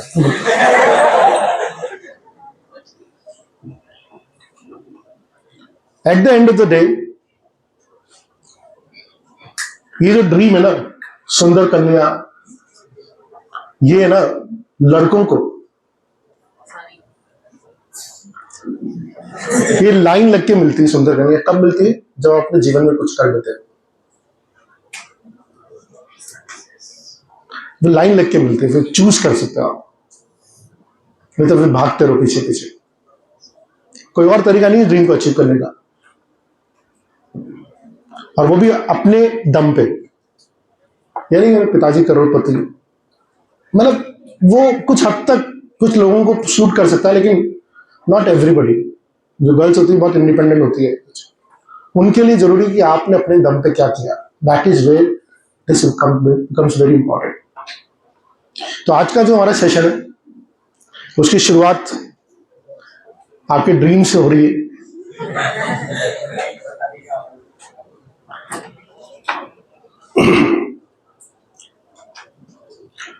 और ये जो फेज है ना, 9-10 का फेज, ये बड़ा क्रिटिकल फेज है। ये फेज ही डिसाइड करता है कि आप अपनी लाइफ में क्या करेंगे। और जैसा कि आफरीन मैम ने बताया, कोई फर्क नहीं पड़ता आप कौन से बैच में पढ़ते हैं, कौन से कितनी परसेंटेज मार्क्स लेके आते हैं। द डे यू डिसाइड, जिस दिन आप डिसाइड कर लेंगे कि मुझे ये करना है, और आप कंसिस्टेंसी बना के रखेंगे, तो आप वो कर लेंगे। अगर आप रोज कुछ काम अच्छी तरह से करेंगे तो बहुत अच्छी तरह से आप पहुंच जाएंगे। मैं इसलिए बता रहा हूं कि जैसे आप लोग सेशन में बैठे हैं, ऐसे मुझे याद है मेरा 9-10 का टाइम, हम 3 दोस्त हुआ करते थे,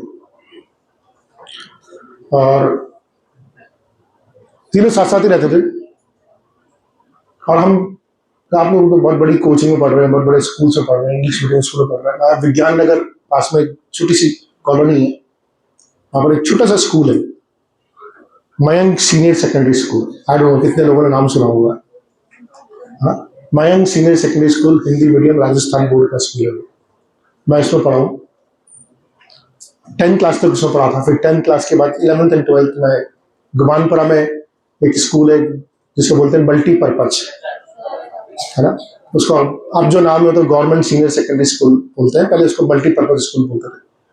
तो मैं आप वापस आता हूँ कहानी पे। 3 दोस्त थे,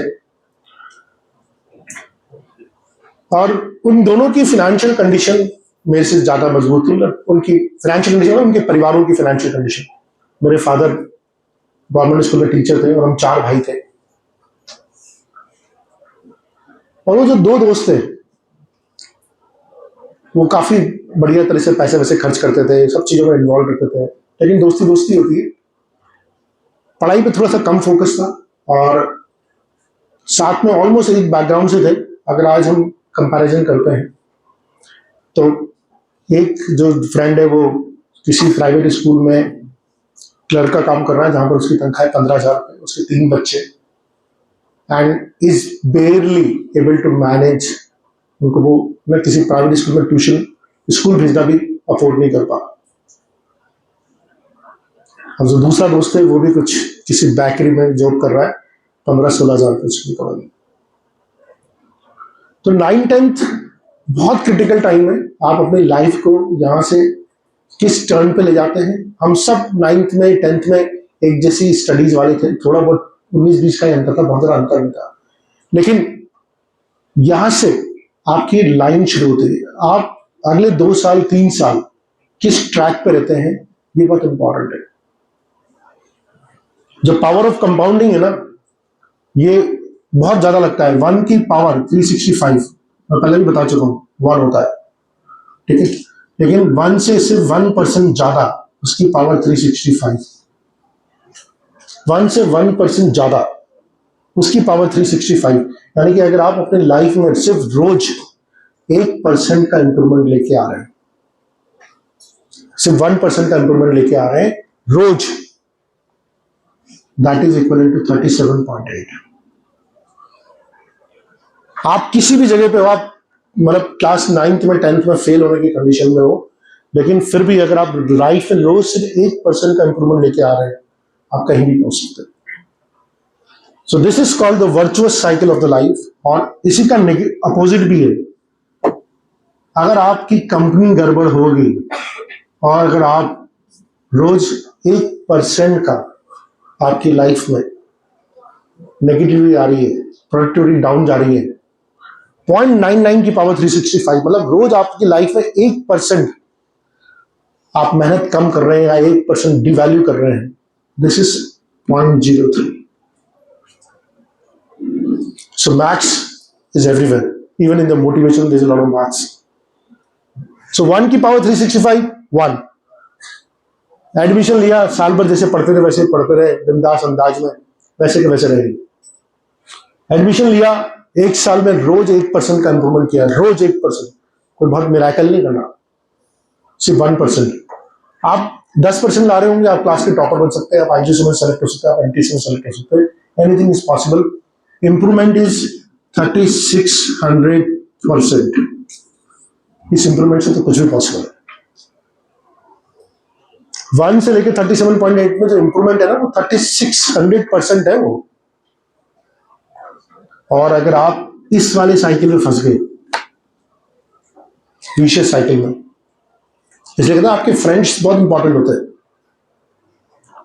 your company is very important. तो आपको अपने फ्रेंड्स चूज करना बहुत जरूरी है।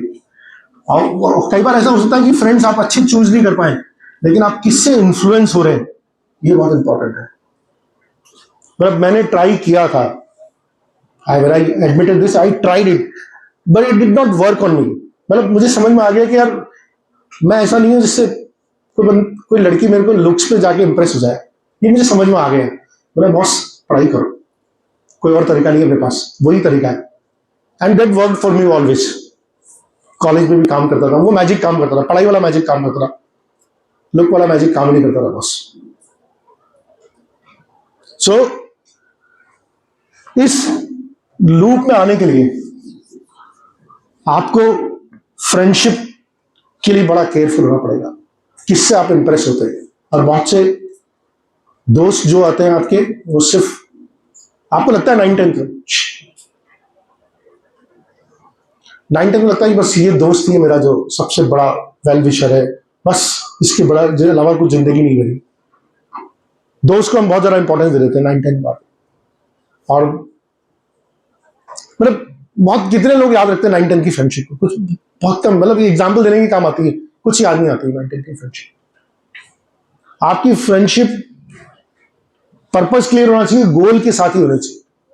और गोल डिफाइन नहीं है कि यार मुझे, आपका गोल तो क्लियर है ना, सुंदर कन्या, ठीक है ना, और इसके लिए जो रास्ता है वो यही है कि सिर्फ सफल बनना है और अगर आपको पढ़ाई के थ्रू सफल बनना है तो पढ़ाई करनी है, और कोई तरीका ही नहीं, शॉर्टकट ही नहीं उसका।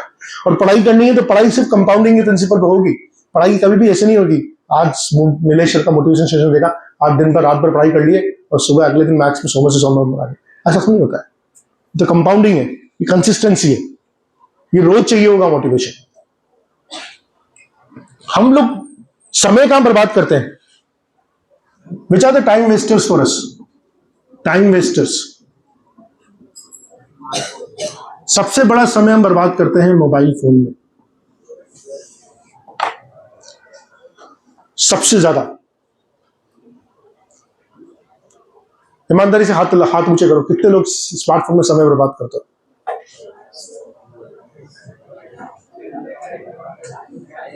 कर रहे हैं आप समय बर्बाद, ठीक है। जिसको नहीं मिल रहा वो बहुत लकी है, जिसको नहीं मिल रहा वो बहुत लकी है, उनको धन्यवाद देना चाहिए। जिनको नहीं मिल रहा वो चुरा लेते हैं, वो बहुत अनलकी है। देखिए ये एक है ना बहुत बड़ा टाइम वेस्टर है। आपके लिए तो क्या टाइम वेस्टर है कि हमारे लिए भी बहुत बड़ा टाइम वेस्टर है। और हम इसको चोरी छुपके किसी न किसी बहाने मम्मी पापा से कोई ना कोई झूठ बोल के बहुत लेते हैं। और आप किसी की रील देख लोगे, किसी का प्रैंक देख लोगे, उसके आपकी लाइफ में कुछ नहीं होना, सिर्फ बकवास है और कुछ नहीं। आप सिर्फ अपने आप को झूठ बोल रहे हो, टाइम वेस्ट कर रहे हो और कुछ नहीं कर रहे। और ऐसे लोग जिंदगी में ना मोबाइल की दुकान खोल लेंगे, है ना, मोबाइल की दुकान खोल लोगे और क्या करोगे आप? और कुछ नहीं होने वाला इससे। इससे तो कोई एग्जाम क्रैक नहीं होना, इससे कोई सिविल सर्विस नहीं होने वाला, कुछ नहीं होने वाला इससे। हम जब रील देखने बैठते हैं क्या देखते हैं हम स्मार्टफोन पे? कितने बच्चे जो पढ़ाई करते हैं? यार ईमानदारी बताना, पढ़ाई करने के लिए तुम यूज करते हो, 100% से पढ़ाई करते हो और कुछ नहीं करते। मैं पढ़ाई के नाम पे लेते जरूर हो, लेकिन करते क्या हो बताओ आप? तो 3-4 बच्चे हैं पढ़ाई करते हो उसमें, तो तुम तो यहाँ पर ऑफलाइन में आ रहे हो, सबको यही पढ़ने को मिल रहा है ना, फिर स्मार्टफोन यूज क्यों करते हो? हैं? एसएसटी के आंसर वहां मिलते हैं। अजय सर, एसएसटी का जो होमवर्क होता है वो मोबाइल पे करते हैं। तो चैप्टर पढ़ने की तो सर बोलते हैं ना एनसीईआरटी के चैप्टर की रीडिंग लगाओ फिर क्वेश्चन लगाओ, तो मैं घर पे भी देखता हूँ, अरे सर ने अजय सर ने होमवर्क दिया है, वो आंसर देख के टिक टिक टिक टक टक टक टक बस आंसर कॉपी चल रहे होते हैं। तो ये हमारे लिए बहुत बड़ा टाइम वेस्टर है। अगर आप इसको यूज कर रहे हैं तो आप वो अपनी जो ड्रीम है, आपकी जो फैंटेसी से बहुत दूर चल रहे हैं, बहुत दूर चल रहे हैं। इसको हमें अपने लाइफ से हटाना पड़ेगा, ठीक है। ये 2-3 साल का डिसीजन। मैं खुद सप्ताह में 1 आध बार कभी फ्री हुआ स्मार्टफोन देखना शुरू किया, तो रील पे रील, वो कोई एक रील आ रही है, कोई प्रैंक कर रहे हैं पार्क में जाके, बहुत मजा आ रहा है देखने में। फिर कोई वो एक आजकल वो एक पता नहीं कौन सी नई रील आ रही है, बेंच पे बैठे पीछे से कोई हाथ आता है, वो कुछ करता है, अरे वाह उसी को देख रहे हैं भाई, समय बर्बाद हो रहा है कोई। तो ये मतलब, और वो इतना इंटेलिजेंट, जितनी भी एप्स है ना, ये एप्स इतनी इंटेलिजेंट है, ये इस हिसाब से डिजाइन की जाती है कि आपको एंगेज रखे, पर इनका कोई यूज नहीं है, कोई आउटपुट नहीं है, ये सिर्फ टाइम वेस्टेज है। मैं आपको बता रहा हूं कि इवन बच्चे सिर्फ यहाँ पर 9-10th में नहीं कर रहे, इवन बच्चे 11th-12th में भी बहुत टाइम वेस्ट कर रहे हैं, इवन बच्चे जो कॉलेज में जा रहे हैं वो भी बहुत टाइम वेस्ट कर रहे हैं। और यही रीजन है कि जब आप कॉलेज में कैंपस प्लेसमेंट के लिए बैठते हैं या कोई फर्दर एग्जाम्स के लिए बैठते हैं, आप उसमें सफल नहीं हो पाते, बिकॉज मेहनत का तो कोई शॉर्टकट है ही नहीं ना, ऐसा तो है नहीं कि आप ओवरनाइट कोई सफलता पा लेंगे। तो ये स्मार्टफोन, अच्छा एक और झगड़ा है इस स्मार्टफोन के साथ। जब ये स्मार्टफोन अपने हाथ में आता है ना, तो फिर इसमें इंस्टाग्राम चलता है, फिर इसमें स्नैपचैट चलता है। अरे मैं जनरल बच्चों की बात बता रहा हूं, और ये जब चलता है तो ये बड़ा इंगेजिंग है। और इस पे भी हमें क्या लिखना चाहिए, क्या शेयर करना चाहिए, कौन सी वीडियो डालनी चाहिए, क्या चैट का लेवल होना चाहिए, क्या लैंग्वेज होनी चाहिए, ये बहुत जरूरी है। इसमें मैं लास्ट टाइम भी जब मैंने 10th क्लास का एक मोटिवेशन सेशन दिया था, एक एग्जाम्पल दिया था मैंने, दिया था ना, लड़के लड़की का एग्जाम्पल दिया था। वो लड़का अभी तक भी नहीं छूटा, वो जेल में ही है। नहीं, 5 साल हो गए उसको, अब उसे 5 साल हो गए। क्या हुआ था, कितने बच्चे थे उस सेशन में? आप लोग 70। वो बच्चा अभी तक जेल से नहीं छूटा। कोई सिंपल सी बात थी, इंस्टाग्राम की चैट थी, बस इंस्टाग्राम की चैट थी, और जो कुछ उन्होंने कुछ गतिविधियां करी होंगी उसका फोटो शेयर कर लिए उन्होंने, और वो फोटो उस लड़की की मम्मी के हाथ में मिल गई। सिंपल। क्या किया हमने? हम क्या होता है, एक तो काम कर देते हैं, वो तो कोई बात नहीं, और फिर उसको हम शो ऑफ भी कर देते हैं, दिखा भी देते हैं, और फिर हम अपने दोस्तों के साथ यूजर आईडी पासवर्ड भी शेयर करते हैं। ये बड़ा कॉमन है, यूजर आईडी पासवर्ड शेयर करना, एंड देन आप बिल्कुल बेयर एंड नेकेड हो जाते हो। लड़कियों के साथ तो कुछ नहीं हुआ, लेकिन लड़का काम से जाता है। तो आपको ये डिस्टेंस बिल्कुल मेंटेन रखनी है, ये सोशल एटिकेट सीखने ही होंगे। बेस्ट चीज तो ये होगी कि अवॉइड करें, यूज नहीं करें। सेकंड बेस्ट चीज होगी, यूज कर रहे हैं तो कम से कम अपने आईडी और पासवर्ड किसी का शेयर नहीं करें। थर्ड चीज, लैंग्वेज को कंट्रोल रखें। क्या कंटेंट डालना है, क्या नहीं डालना है, ये जरूर शेयर करें। बिकॉज जितना मजा उस कंटेंट को डालने में आता है ना, उससे ज्यादा पेन उस कंटेंट को डिलीट करने में आता है बाद में। तब तक पता नहीं कहां लीकेज हो चुका होता है। अब मैं बता रहा हूं आपको, ये रिलेशनशिप में हम एंटर होने की कोशिश करते हैं ना, ये इनकी मैक्सिमम लाइफ जो होती है वो 6 महीने, 6 महीने 100% बोल चुका हूं, 100% रिलेशनशिप खत्म ही होते हैं। तो हम क्यों जबरदस्ती में किसी के सामने अपना सब कुछ एक्सपोज करके चल रहे हैं? वो चलेगा ही नहीं 6 महीने के बियॉन्ड। ठीक है, आपको एडवेंचर करना है, ठीक है, पर एक डिसेंसी बना के रखो। जिसकी आईएएस में ऑल इंडिया रैंक 2 आई थी, और उसकी बड़ी कंट्रोवर्शियल मैरिज भी हुई थी टीना डाबी के साथ। अगर किसी ने वो कहानी मालूम हो तो उसको, आईएएस रैंक 1 टीना डाबी के साथ उसकी मैरिज हुई थी, देन उसका डिवोर्स हुआ था। वो फर्स्ट रैंक थी टीना डाबी, और Aamir Akhtar was second rank. And मैं बता रहा हूँ कि कैसे सफलता के पीछे चीजें भागती हैं। तो मुझे मालूम है, जिस ऑडिटोरियम में मैंने इसका सेशन करवाया था आमिर अख्तर का, उस सेशन के बाद सारी की सारी लड़कियां बाहर खड़ी थी आमिर से मिलने के लिए। तो ये आप उस समय आपकी क्या शक्ल है क्या नहीं है, सब डिफरेंट होता है, लेकिन आप जब सफल होते हो ना, तो एवरीबडी रन्स बिहाइंड यू। तो अभी हम कुछ कर रहे हैं, उससे कुछ होगा नहीं, हम एक तसल्ली दे रहे होते हैं, स्टाइल मार रहे होते हैं, बड़े बाल, बड़ी बाइक, बड़ा मोबाइल, और पैसे खर्च करना, ये सब आप हो सकता है कि कुछ लोगों को इंप्रेस कर लो, but this is not going to work in the long run. Long run में आपकी जो चीज काम करेगी वो सिंसियरिटी और आपका हार्ड वर्क ही काम करेगा, और वही इंप्रेस करेगा।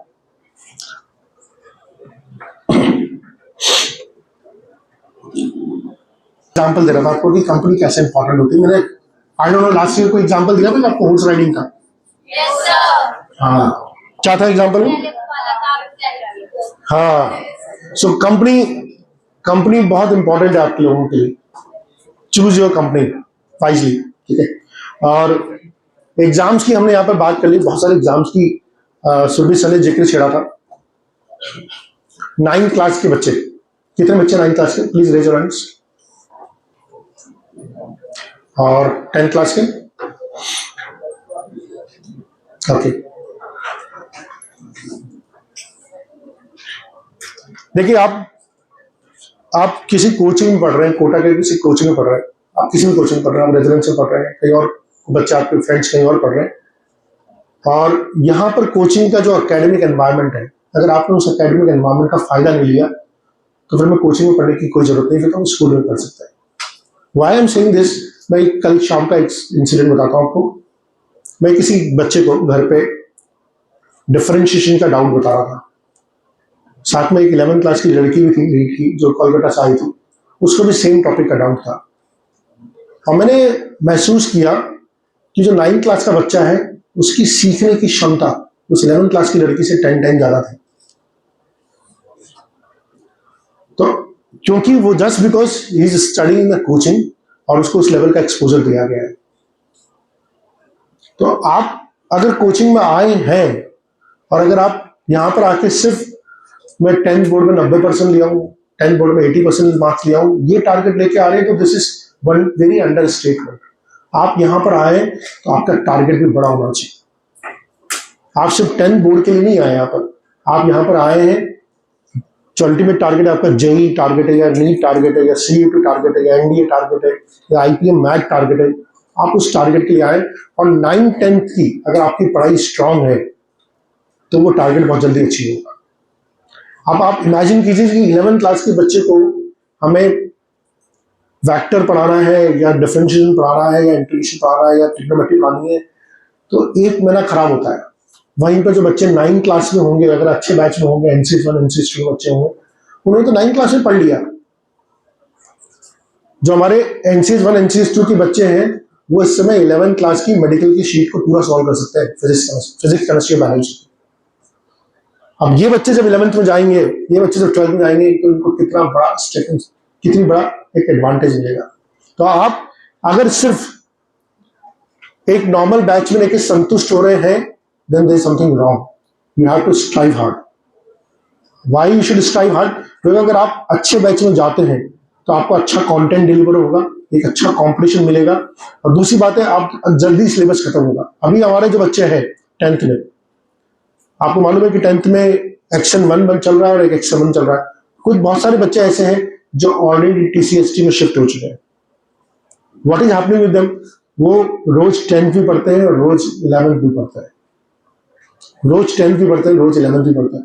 अब अगर ये बच्चे जब 11th में जा चुके होंगे, तब तक इनका 11th का 40 to 50% सिलेबस हो चुका होगा, और ये इनको बहुत जबरदस्त स्टार्ट देगा। जो बच्चा कोटा में बाहर से आ रहा है 11th में, वो 0 से स्टार्ट करेगा और ये उससे मतलब कितनी आगे से रेस स्टार्ट करेंगे। तो अगर ये एडवांटेज आपको कोचिंग में लेना चाहिए, ये नहीं कि लगता है कि वो अंदर से जोश होना चाहिए कि मतलब आप लोगों के 10th वाले बच्चों के लिए NTSC का टेस्ट होगा, ठीक है, कुछ एग्जाम्स जो आपके लिए बेंचमार्क एग्जाम्स होने चाहिए। NTSC क्लास 10 के बच्चों के लिए होता है, अभी पता नहीं कि इस साल होगा नहीं होगा, बट ये बड़ा प्रेस्टीजियस एग्जाम होता है। एक पेपर होता है सैट का और एक पेपर होता है मैट का, ठीक है।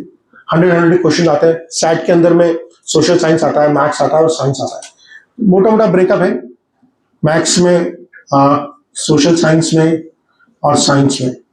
मैथ्स में 20 क्वेश्चन, सोशल साइंस में 40 क्वेश्चन, साइंस में 40 क्वेश्चन और मैथ में 100 क्वेश्चन। ये मोटा मोटा ब्रेकअप है इसका।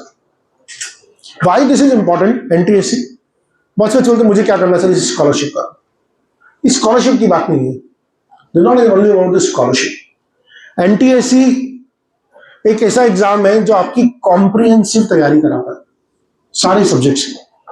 आप इसमें सेलेक्ट हो या नहीं हो, लेकिन अगर आपने इस लेवल पे फाइट मारा है, इस लेवल पे फाइट मारा है, दैट मीन्स आपके जो 9th-10th के फंडामेंटल जो बहुत स्ट्रॉन्ग है। और क्या कोरिलेशन है बताता हूं मैं आपको।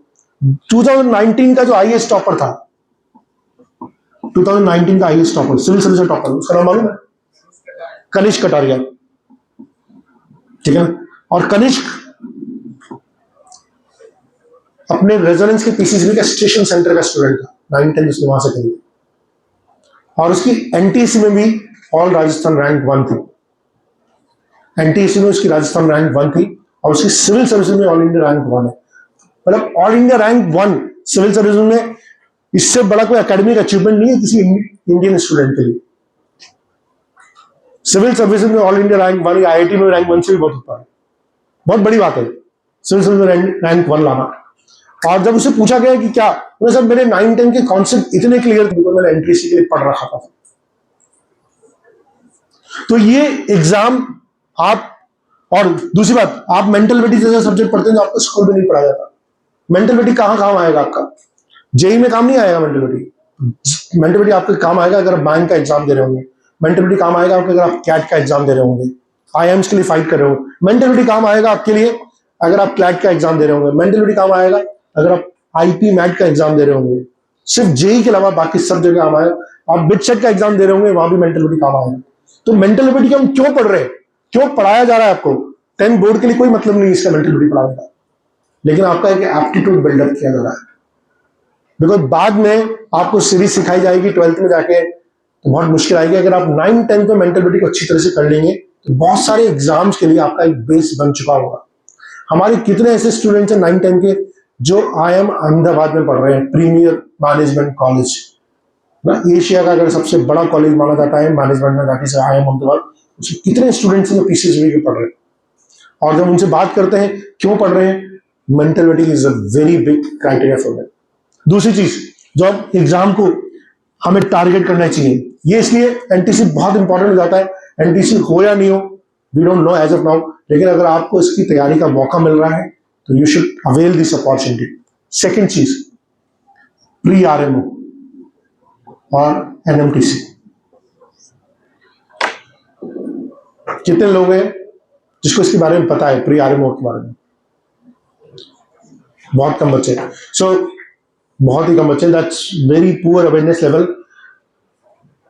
देखिए ये प्री RMO का एग्जाम है, ये मैथमेटिक्स का एग्जाम है, इसको बोलते हैं प्री रीजनल मैथमेटिक्स ओलंपियाड। और NMTC भी नेशनल मैथमेटिक्स टैलेंट कॉन्टेस्ट होता है। NMTC का जो एग्जाम होता है ये ग्रुप वाइज होता है, 5th 6th का एक ग्रुप है, 7th 8th का एक ग्रुप है, 9th 10th का एक ग्रुप है, ठीक है। लेकिन प्री RMO का एग्जाम जो होता है, इसको 8th क्लास का बच्चा भी दे सकता है, 9th क्लास का बच्चा भी दे सकता है, 10th का भी दे सकता है, 11th का भी दे सकता है। 4 क्लासेस बच्चे दे सकते हैं एग्जामिनेशन, और कॉमन एग्जामिनेशन होता है। दिस इज गवर्नमेंट ओलंपियाड और this is one of the toughest olympiad. Mathematics का बहुत टफेस्ट ओलंपियाड है और सिलेक्शन की प्रोबेबिलिटी बहुत कम होती है। इसमें जो मैक्सिमम नंबर ऑफ क्वेश्चन आते हैं वो आते हैं नंबर सिस्टम से, और फिर आता है ज्योमेट्री से। ये दोनों चैप्टर आपके जेईई में नहीं कवर होते। तो इस एग्जाम का डायरेक्ट बेनिफिट जेईई का नहीं है। हम मना करते हैं कि अगर बच्चा 11th में चला गया और जेईई की तैयारी कर रहा है, उसको प्री RMO नहीं देना चाहिए, क्योंकि उसके लिए टाइम वेस्ट है। लेकिन जो बच्चा 9-10 में पढ़ रहा है, जो बच्चा 9-10 में पढ़ रहा है और अगर वो अपने करियर के लेके बहुत अलर्ट है, उसको प्री RMO देना चाहिए। वाई? ये नहीं कि प्री RMO क्लियर हो, प्री RMO क्लियर होना तो अलग चीज है, लेकिन प्री RMO देने का फायदा क्या है? क्योंकि आप इसमें जिस लेवल की प्रॉब्लम आती है बिल्कुल NCERT से डिफरेंट आती है, पहली चीज। सेकेंड चीज है, इसको बोलते हैं नॉन रूटीन प्रॉब्लम्स। इनको हम बोलते हैं नॉन रूटीन प्रॉब्लम्स या नॉन रूटीन मैथ्स बोलते हैं। ये ऐसी मैथ्स है जो रूटीन में काम नहीं आती, आपकी एकेडमिक सर्विस में काम नहीं आती। लेकिन इस एग्जाम को सबसे बड़ा फायदा है देने का कि आपकी प्रॉब्लम सॉल्विंग अप्रोच बढ़ती है, और ये प्रॉब्लम सॉल्विंग अप्रोच ही सबसे ज्यादा इंपॉर्टेंट है जेईई को, नीट को या किसी भी एग्जाम को क्रैक करने के लिए। सिलेबस उतना ही है, लेकिन प्रॉब्लम को अटेम्प्ट कैसे करना है ये हमें प्री RMO जैसे एग्जाम को लेकर मालूम पड़ता है। तो अगर आप कोई भी एग्जाम को टारगेट कर रहे हैं आगे जाके, NTC मतलब जेईई को टारगेट कर रहे हैं, नीट को टारगेट कर रहे हैं, क्लैट को टारगेट कर रहे हैं, IP मैट को टारगेट कर रहे हैं। कौन जानता है IP मैट क्या है? जेईई सबने सुना है,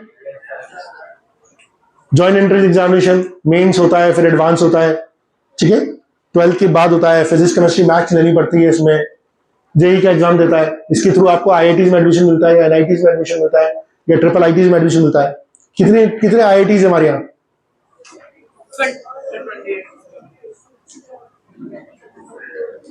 21 IITs, ठीक है। कितने NITs हैं? 31 NITs। उन सब कॉलेज में एडमिशन मिलता है जेईई के थ्रू। नीट मेडिकल के लिए, ठीक है। कितनी सीटें गवर्नमेंट को इंडिया में मेडिकल की? अच्छा, जेईई कितने बच्चे देते हैं? 11 लाख बच्चे। जेईई कितने बच्चे देते हैं? 11 लाख। नीट कितने बच्चे देते हैं? 22 लाख। ऑलमोस्ट डबल, 20 से 22 लाख बच्चे नीट देते हैं। नंबर ऑफ सीट्स कितनी है? सिर्फ 45,000 गवर्नमेंट सीट्स है, 45,000 प्राइवेट सीट्स है। 45,000 गवर्नमेंट सीट्स है, 45,000 प्राइवेट सीट्स है। और इसमें गवर्नमेंट सीट और प्राइवेट सीट में बहुत बड़ा अंतर है। गवर्नमेंट सीट में अगर आपको एम्स जैसा कॉलेज मिल गया तो फीस है 17,000 रुपए साल की, 17,000 रुपीज पर एनम, एक साल की फीस, यानी कि 4.5 साल के MBBS का खर्चा 80,000 रुपए, ठीक है। और अगर प्राइवेट कॉलेज में एडमिशन लेना पड़ गया तो फीस है 25 लाख साल, 25 लाख पर एनम, 1.25 करोड़ रुपए। नंबर का अंतर नहीं है। एक बच्चे को 670 नंबर पे एम्स मिल सकता है और वहीं 570 पे प्राइवेट मेडिकल कॉलेज। सिर्फ 100 नंबर में पूरी का 100 रुपए में 100 नंबर मतलब 1.25 करोड़ रुपए एक्स्ट्रा। पर ये आप बचा सकते हैं अगर आप 9, 10 से अगर आप फोकस होकर तैयारी करेंगे। 11, 12 में टाइम नहीं होता है सब चीजों के लिए। तो ये तो अच्छा, ये बताइए क्लैट, क्लैट क्या होता है? क्लैट क्या होता है?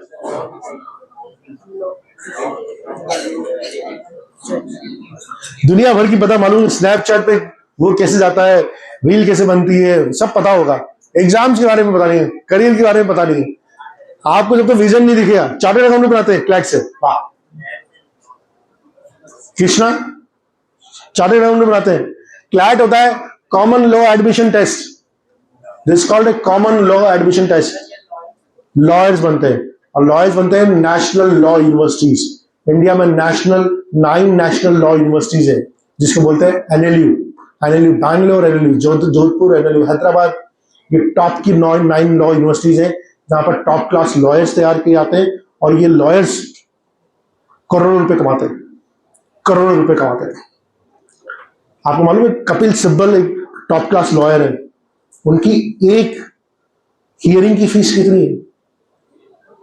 एक कोर्ट में एक हियरिंग की फीस, एक बार प्रकट होने की फीस 2 करोड़ रुपए। प्रकट होते हैं जिसमें वो 5 मिनट के लिए प्रकट होते हैं, बस 2 करोड़ रुपए की फीस चार्ज हुई। अभिषेक सिंघवी 1.5 करोड़ रुपया, सालवी 1 करोड़ रुपया, ये फीस होती है। लॉयर आज की तारीख में सबसे ज्यादा पैसा कमाने वाला है, लेकिन अगेन टॉप क्लास लॉयर होना चाहिए। लॉयर भी टॉप क्लास होना चाहिए। अभी भी वर्ल्ड बैंक का सीईओ बनाया कोई इंडियन, वो बता सकता है उसका नाम कौन है? वर्ल्ड बैंक का सीईओ बनाया वो, उसकी सैलरी है 198 करोड़ रुपीस पर एनम। कितनी सैलरी है? 198 करोड़ पर एनम, ये उसकी सैलरी है। बोनस की बात नहीं कर रहे थे। अजय बांगा न वो आईआईटी करी इसने, न वो डॉक्टर बना, ठीक है। वो इंडियन था, उसने सेंट स्टीफन से बीए इन इकोनॉमिक्स किया था, bachelor in arts in economics from saint Stephen college. उसके बाद उसने कैट दिया, IIM अहमदाबाद से उसने पोस्ट ग्रेजुएशन किया, IIM अहमदाबाद से उसने पीजी किया। उसके बाद उसने सिटी बैंक में काम किया, बहुत सारे बैंक्स में काम किया। Then he was finally president and head of the city banks. और उसके टेन्योर में सिटी बैंक का जो टर्नओवर था, 10 साल में उसने कंपनी को कहां से कहां पहुंचा दिया। ये become a turn around specialist, banking sector का वो राजा बोलते हैं उसको, कि जिस कोई बैंक काम नहीं कर रहा हो, अजय बांगा को वहां पर लाके बैठा दो, इज अ स्पेशलिस्ट। और वो इतना स्पेशलिस्ट है कि जब जॉय बिडेन ने उसको अपनी एडवाइजर, फाइनेंशियल एडवाइजर अपॉइंट कर रखा है, और वर्ल्ड बैंक जो अमेरिका का बैंक है, उसने इंडियन को वर्ल्ड बैंक का सीईओ बना दिया। तो आप लाइफ में अगर आप मेहनत करते रहेंगे तो एवरीथिंग इज पॉसिबल। और रास्ता सिर्फ आईआईटी मेडिकल ही नहीं है, रास्ते बहुत सारे हैं। तो हमें पता तो होना चाहिए क्या क्या पॉसिबिलिटी है। ऐसा नहीं कि आईआईटी मेडिकल में नहीं हुआ तो कुछ नहीं होगा, पर there are lot of options, और हर जगह ये आपकी जो बेसिक पढ़ाई है काम आती है। क्लैट हो गया, आईपी मैट, इसके बारे में कौन बता सकता है? What is IP mat?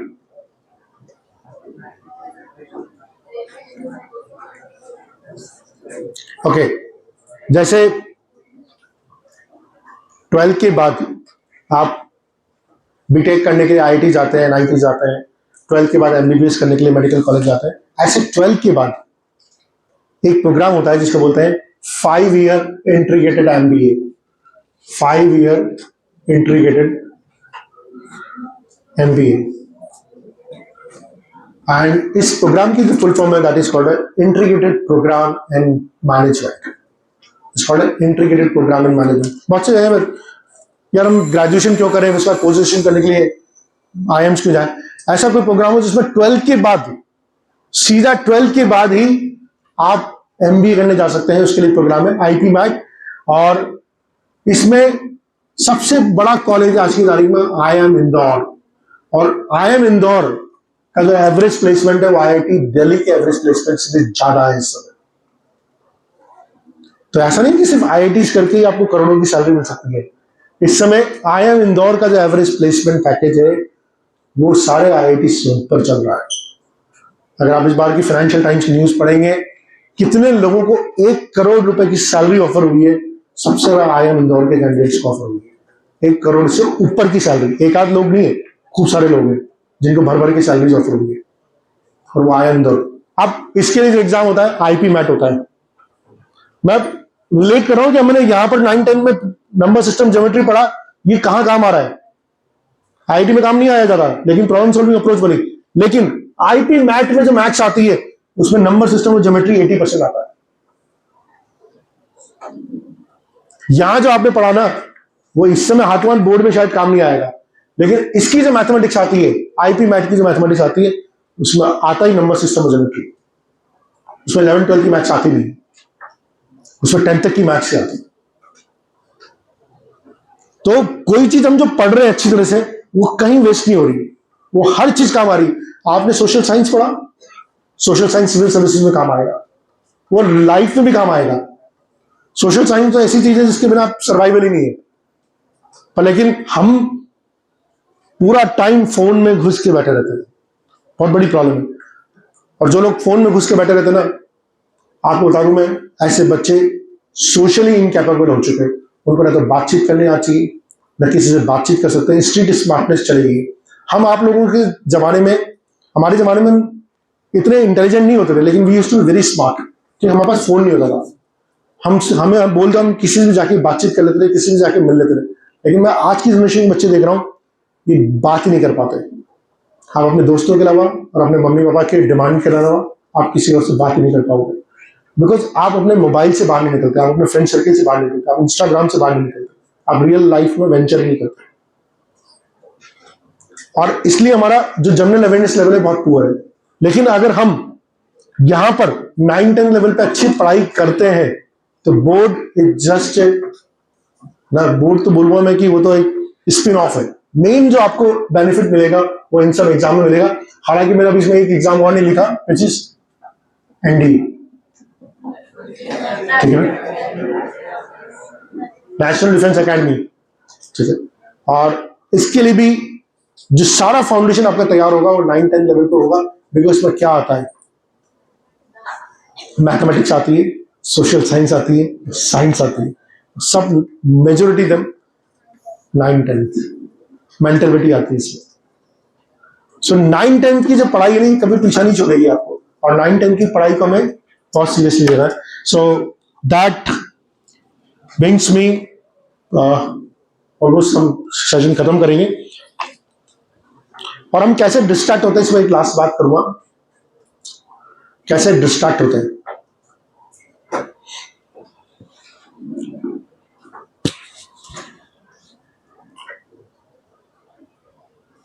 आपने डिस्ट्रैक्ट होने के तरीके क्या है, बहुत सिंपल से तरीके जिससे हम डिस्ट्रैक्ट होते हैं। अगर स्पेशली आपके पास मोबाइल हो तो आप बहुत जल्दी डिस्ट्रैक्ट होते हैं।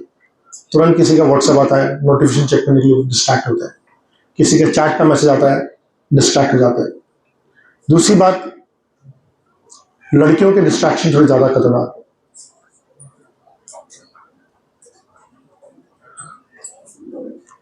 हमें भी लड़कियों को सबसे बड़ा फायदा है इस समय स्टैम में। You know what is STEM?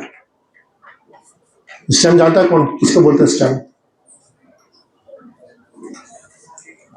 STEM government of India की कोशिश है कि गर्ल्स ज्यादा से ज्यादा स्टैम में आए। STEM refers to science, technology, maths, it refers to that. और इसलिए गर्ल्स को IIT के अंदर में 20% का सुपर न्यूमरेसी कोटा दिया गया है। सुपर न्यूमरेसी कोटा है, आप किसी भी कैटेगरी के हो, आपके लिए 20% एक्स्ट्रा सीट्स है। और हर साल हम देखते हैं कि टॉप 100 में JEE में किसी 100 में से कोई एक लड़की आती है, 2 लड़की आती है, 3 लड़की आती है, आज इससे ज्यादा लड़कियां कभी आती ही नहीं। कोई कोई साल का ऐसा होता है कि टॉप 200 में एक लड़की आती है। देखो गर्ल्स जेई लेवल पे अपने आप को मेंटली प्रिपेयर नहीं कर पाती, जबकि आपके लिए बहुत बड़ा एडवांटेज है। तो अगर आप अपने जीवन में करियर में कंफ्यूज हो कि मुझे इंजीनियरिंग लेना है या मेडिकल लेना है, you should always go for the engineering. अगर आप कंफ्यूज हो तो, इफ यू आर क्लियर कि नहीं मैं मेडिकल लेना चाहता है तो अलग बात है, पर अगर आप कंफ्यूज हो, बिकॉज इंजीनियरिंग में आपका ऑप्शन ज्यादा है और आपके पास संभावनाएं ज्यादा है। 20% का रिजर्वेशन सुपर न्यूमरी कोटा। आप इमेजिन कीजिए एक लड़के को 5000 रैंक लाने पे, 9000 रैंक लाने पे, सॉरी अगर बात करूं 11,000 रैंक लाना था एक लड़का ऑल इंडिया रैंक आईआईटी में, उसको कोई आईआईटी में कोई ब्रांच नहीं मिलेगी, जनरल कैटेगरी का होगा, किसी आईआईटी में कोई ब्रांच नहीं मिलेगी। एक लड़की 24,000 रैंक लाएगी जेईई एडवांस में, 24,000 रैंक, तब भी उसको मतलब पुराने आईआईटी मिल जाएंगे, ब्रांच हो सकता है कंप्रोमाइज करनी पड़े। इसको 11,000 पे कोई ब्रांच नहीं मिल रही, लड़की को 24,000 रैंक पे ब्रांच मिल रही।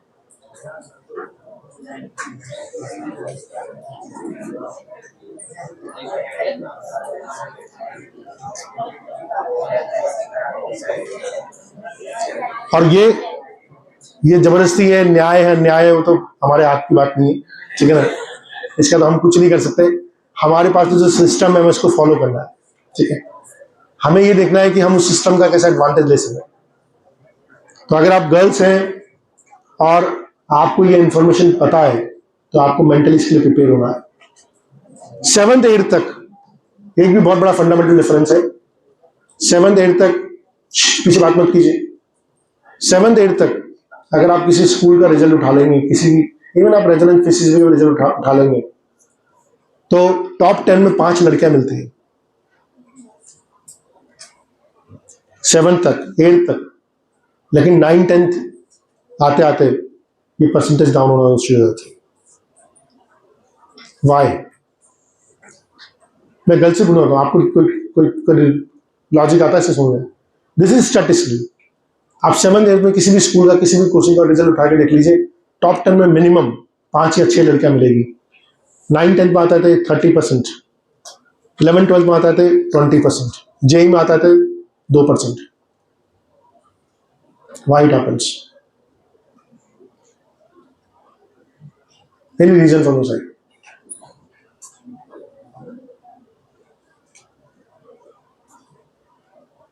क्योंकि गर्ल्स जनरली गिव अप जल्दी मारती है, प्रॉब्लम देख के पैनिक में जल्दी आती है। And JEE is about fighting it out. Intelligence level में कोई कमी नहीं है, it's not intelligence level, it's again वो आइंस्टीन का quote, I'm not that intelligent. It's just that I stay with the problem for a little duration. I can stay with the problem for a longer duration. तो अगर आपको इन exams में crack करना है तो थोड़ा सा स्ट्रगल अपना बढ़ाना पड़ेगा। और बहुत ज्यादा सेल्फ इमेज के बारे में मत सोचिए। जो गर्ल्स सेल्फ इमेज कर रहे हैं, वो क्या सोचेगा, वो क्या सोच रही होगी, इसने मैंने इसको ये बोल दिया, उसके दिमाग में क्या चल रहा होगा। हम बहुत ज़्यादा सेल्फ इमेज के बारे में सोचते हैं एंड दैट समथिंग, वो हमें हमारा बहुत समय बर्बाद करता है, वो हमें बहुत अंडर कॉन्फिडेंट बना देता है। किसी ने मीनल पारक का नाम सुना है? मीनल पारक जो 2018 में ऑल इंडिया गर्ल्स टॉपर थी, कोटा से थी वो, कोटा से थी वो मीनल पारक, एंड उसकी ऑल इंडिया रैंक 5th थी। बहुत रेयरली ऐसा होता है कि कोई लड़की टॉप 10 में आती है जेई में। Meenal park was an extraordinary case. बिल्कुल चुपचाप अपने काम से काम, कोई स्टाइल नहीं, कुछ नहीं, अपनी क्लास अटेंड करती थी 11th 12th में, होमवर्क का टाइम पे करके लाती थी। उस बैच में जिस बैच में पढ़ती थी उस बैच में वो अकेली लड़की थी, बिकॉज उतने टॉप बैच में लड़की का जाना भी बड़ा मुश्किल होता था, उसमें वो अकेली लड़की थी वो, और उसको किसी चीज से कोई मतलब नहीं, अपने काम पे काम फोकस किया और वो बाद में इंडिया की स्टूडेंट एम्बेसडर बनाई गई थी। और उसके बाद जब आईआईटी बॉम्बे में पढ़ रही थी तो 1 महीने बाद इसको एमआईटी से ऑफर आ गया और आज वो एमआईटी में शिफ्ट हो गई। अब आईआईटी बॉम्बे भी अपने आप में ड्रीम जॉब है, मतलब IIT बॉम्बे कंप्यूटर साइंस, लेकिन IIT बॉम्बे के बाद भी आप IIT बॉम्बे में पढ़ रहे हैं, उसके बाद MIT जैसे कॉलेज से आपके पास कॉल आ जाए, MIT का नाम सुना हुआ है किसी? कौन बताएगा इसकी फुल फॉर्म? बड़ी खतरनाक सी है वो, है ना? एस को खाना पड़ता है, यू को निकलना पड़ता है, ऐसे कुछ होगा। Massachusetts Institute of Technology, world का rank number 1 college, that's it, Massachusetts Institute of Technology. And आपको बता दूं मैं, PCCB के इसमें 3 बच्चे वहां पढ़ रहे हैं, 3 बच्चे इस समय PCCB के वहां पढ़ रहे हैं, मैसाचुसेट्स इंस्टीट्यूट ऑफ टेक्नोलॉजी में। और वो सब बीरबल सर, सुप्रीत मैम, इन सब के स्टूडेंट रहे हैं। यहीं पर आप लोगों की, जैसे आप बैठते हो किसी भी क्लासेस में बैठते थे, और जैसे हम आप लोगों से इंटरेक्शन कर रहे हैं, मैंने उनको किसी और के एग्जाम्पल दिए थे जब वो यहाँ पढ़ रहे थे। आप आज मैं उन लोगों का आपके एग्जाम्पल दे रहा हूँ, आप लोगों को उन लोगों के एग्जाम्पल दे रहा हूँ, ठीक है? आप लोगों के एग्जाम्पल देने में तो बहुत टाइम लगेगा, ठीक है? So you have all the power. हमें अपने आप को थोड़ा सा लाइफ को मैनेज करना है, हमें अपना समय वेस्ट करना बंद करना है, ठीक है? टाइम वेस्ट करना बंद करना है, ये सबसे इंपॉर्टेंट चीज है। लाइफ को एक डिसिप्लिन में लाने की जरूरत है। उठने का टाइम, सोने का टाइम, खाने का टाइम, ये सब चीजों की बहुत इंपॉर्टेंट है। थोड़ा सा अपने आप को फिट भी रखना है। मैं बहुत सारा ये देखता हूँ कि हमारी शायद डाइटरी हैबिट्स ठीक नहीं है, हम बहुत अनफिट है, और अनफिट है तो हम बीमार बहुत पड़ते हैं, और बीमार पड़ते हैं तो हमारी एजुकेशन पे इफेक्ट पड़ता है। तो ये इन सब चीजों पे डालना है। हाइजीन फैक्टर्स बहुत इंपॉर्टेंट है ना? सुबह आप टाइम पे उठते हैं, तैयार होके आते हैं, it gives you good feeling. आप बिना नहाए आ जाते हैं तो दैट्स, है ना, obviously it's not very good feeling. ठीक है, आपको लगता है कि मुझे शाम को नहाना चाहिए, तो शाम को आप एक्स्ट्रा नहा लो भाई, सुबह तो नहा के आओ। कुछ बच्चे होते हैं हम शाम को नहाते हैं, अरे तो सुबह तो नहा के आओ भाई। सुबह तो इतने सारे लोगों के बीच में बैठते हैं, तो मैं अभी भी देख रहा हूँ कितने सारे बच्चे जो सॉक्स पहन के नहीं आते, शूज पहन लेते हो। नहीं, हम असेंबली में देखते हैं बहुत सारे बच्चे सॉक्स पहन के नहीं आते। तो ये बेसिक चीजें हैं, ये लाइफ स्किल्स भी जरूरी है। ऐसा नहीं सिर्फ पढ़ाई पढ़ाई जरूरी है। आपने बहुत पैसा कमा लिया लेकिन आपको एक जीने का तरीका नहीं आया, एक ना एक लाइफ स्टाइल नहीं आई, तो उस पैसे का कोई काम नहीं। कितने बिजनेसमैन होते हैं ना जिनके पास करोड़ों रुपया होता है, लेकिन उनके घर जाओ आप, तो ऐसा लगता है कि यार ये क्या पैसा कमा रहे हैं, इनको तो यूज करना ही नहीं आता। हर जगह गंदगी पड़ी, हर जगह मिसमैनेजमेंट पड़ा। लेकिन आप किसी पढ़े लिखे आदमी के घर जाओ, लाइफ स्टाइल जैसे वो बड़े कम कमाता होगा, लेकिन एक लाइफ स्टाइल है उसकी।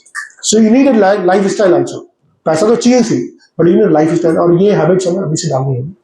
चलिए, that's all for today, and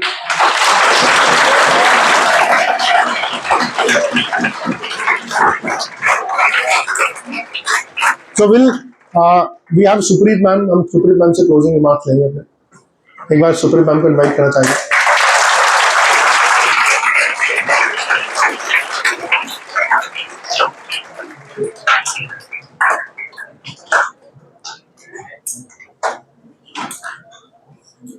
वैसे सार्थक सर भी आ चुके हैं, रूपनारायण सर भी आ चुके हैं, तो 2-2 मिनट 2-2 पंक्ति आपकी भी हो जाएगी।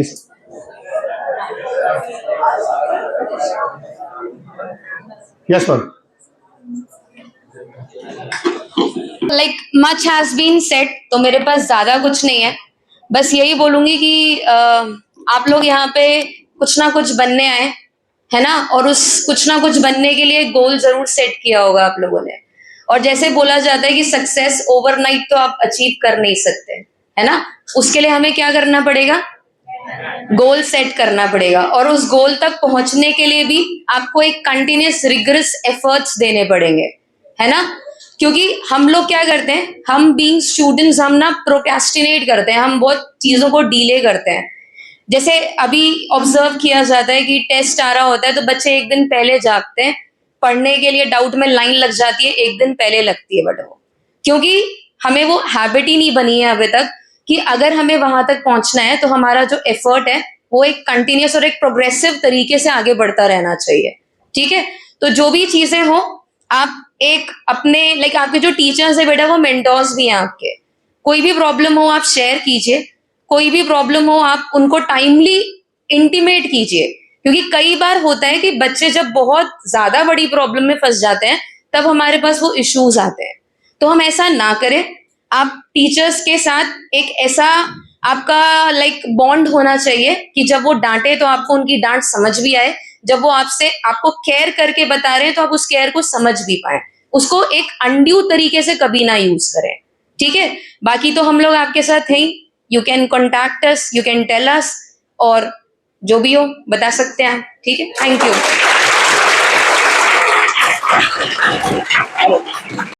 Good point. डांट, तो हम लोग प्लान भी कर रहे हैं कि एक महीने में एक डांट सेशन रखा करें, सारे टीचर बुला के सिर्फ डांटना बहुत जरूरी है। और when we look back at our life, हमें बचपन में बहुत बार डांटा गया, जब गलत काम किए तो बहुत बार डांटा गया, उस डांटने से हम लाइन पे आए, लेकिन वो डांट अब धीरे धीरे कम होती जा रही है, बिकॉज पेरेंट्स अपने लाइफ में बहुत बिजी हो गए। पेरेंट्स को आजकल डर लगता है मेरा बच्चा डिप्रेशन में नहीं चला जाए, डांटू तो, लेकिन हम डांटेंगे, ठीक है ना। और आइए सर, सार्थक सर आप भी आइए। नहीं,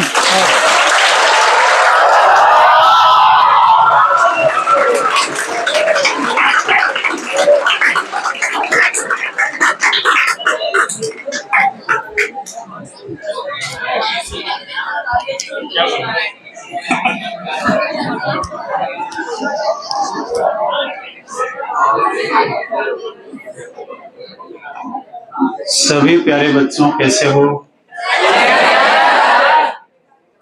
कभी मेरे को उदास नहीं देखा आपने? क्यों नहीं देखा? प्रसन्न रहता हूँ और बच्चों को भी प्रसन्न करता हूँ। इसके पीछे कारण है कि जब से मैं एक आध्यात्मिकता से जुड़ा हूँ, रामचरितमानस से जुड़ा हूँ, रोज पढ़ता हूँ, और उसका फंडा यही है कि जीवन में हमेशा मुस्कुराते रहो, पढ़ो तो मुस्कुराओ। तनाव में तो जीना ही नहीं है, किसी भी लक्ष्य की प्राप्ति तनाव में होती ही नहीं है। हमेशा प्रसन्न रहो, मुस्कुराते रहो। हाँ, तब कहना चाहता हूं कि यूं तो साथ देने को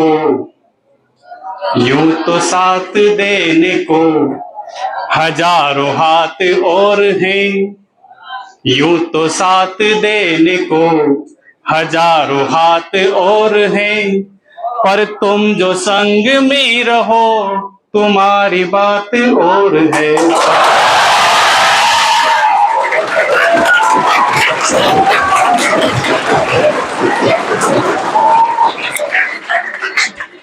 सार्थक सर आ जाओ।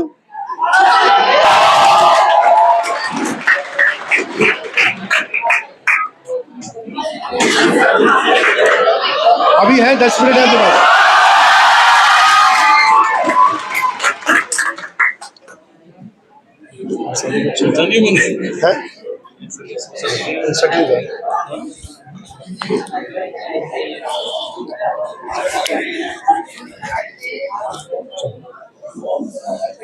हेलो, आवाज आ रही है सबको? सब बढ़िया? तो भाई मोटिवेशन सेशन है तो समझ ही रहे होगे क्या करना है अपने को, है ना? किस लिए आए हुए तो जान ही गए होगे, है ना? तो कुल मिला के कोई भी चीज हम कर रहे हैं तो हो सकता है पहली बार में ना हो, है ना, दूसरी बार में भी ना हो, लेकिन उसे छोड़े नहीं, है ना, कोशिश करते रहें। पहले भी शायद मैंने एक बार बोला होगा ऐसा कुछ, है ना, क्या कि कोशिश करने वालों की कभी हार नहीं होती, है ना। तो कोशिश करते रहो, आज नहीं तो कल सफल जरूर होंगे, है ना। Thank you.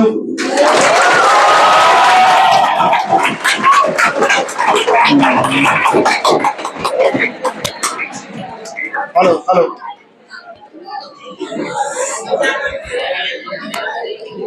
देखो मैंने प्रॉमिस किया था मैं 1:15 से पहले छोड़ूंगा नहीं, और आप लोगों ने जल्दी जल्दी खत्म कर दिया।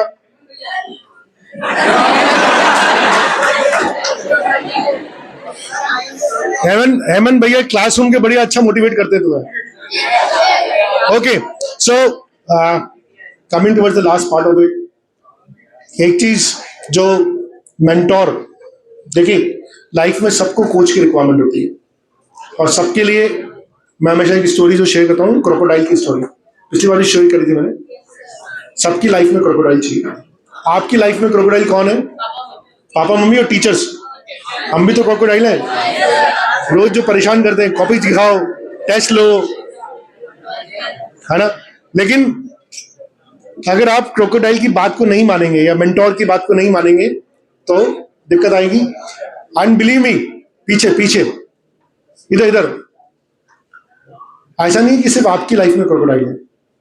अरविंद मेहता सर है, सुप्रीत मैम है, इनकी लाइफ में भी क्रोकोडाइल है। इनकी लाइफ का क्रोकोडाइल मैं हूं,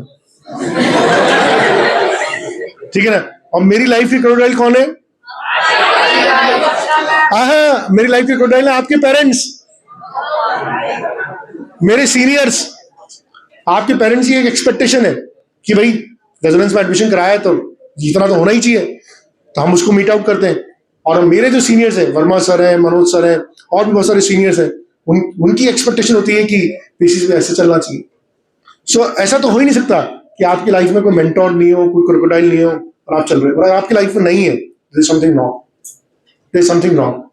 आपको किसी न किसी से तो डर लगना ही चाहिए, किसी न किसी की डांट तो पड़नी ही चाहिए, कोई ना कोई तो आपकी रात की नींद खराब करना ही चाहिए।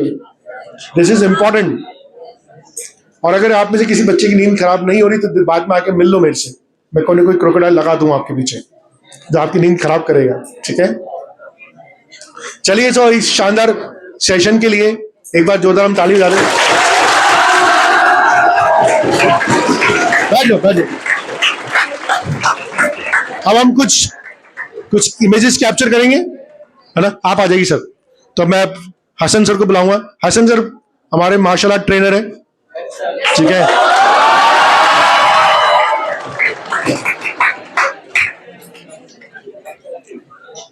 तो अभी आपको जैसे जैसे बोलते हैं, अच्छा हैंड्स ऊपर कर लें सब लोग, है ना। हैंड्स ऊपर कर लें सब लोग, दोनों हाथ दोनों हाथ दोनों हाथ उधर नीचे नीचे।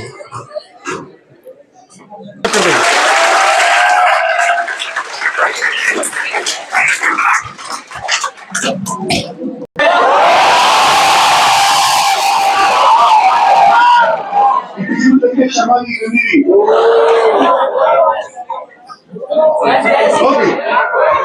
So that's it.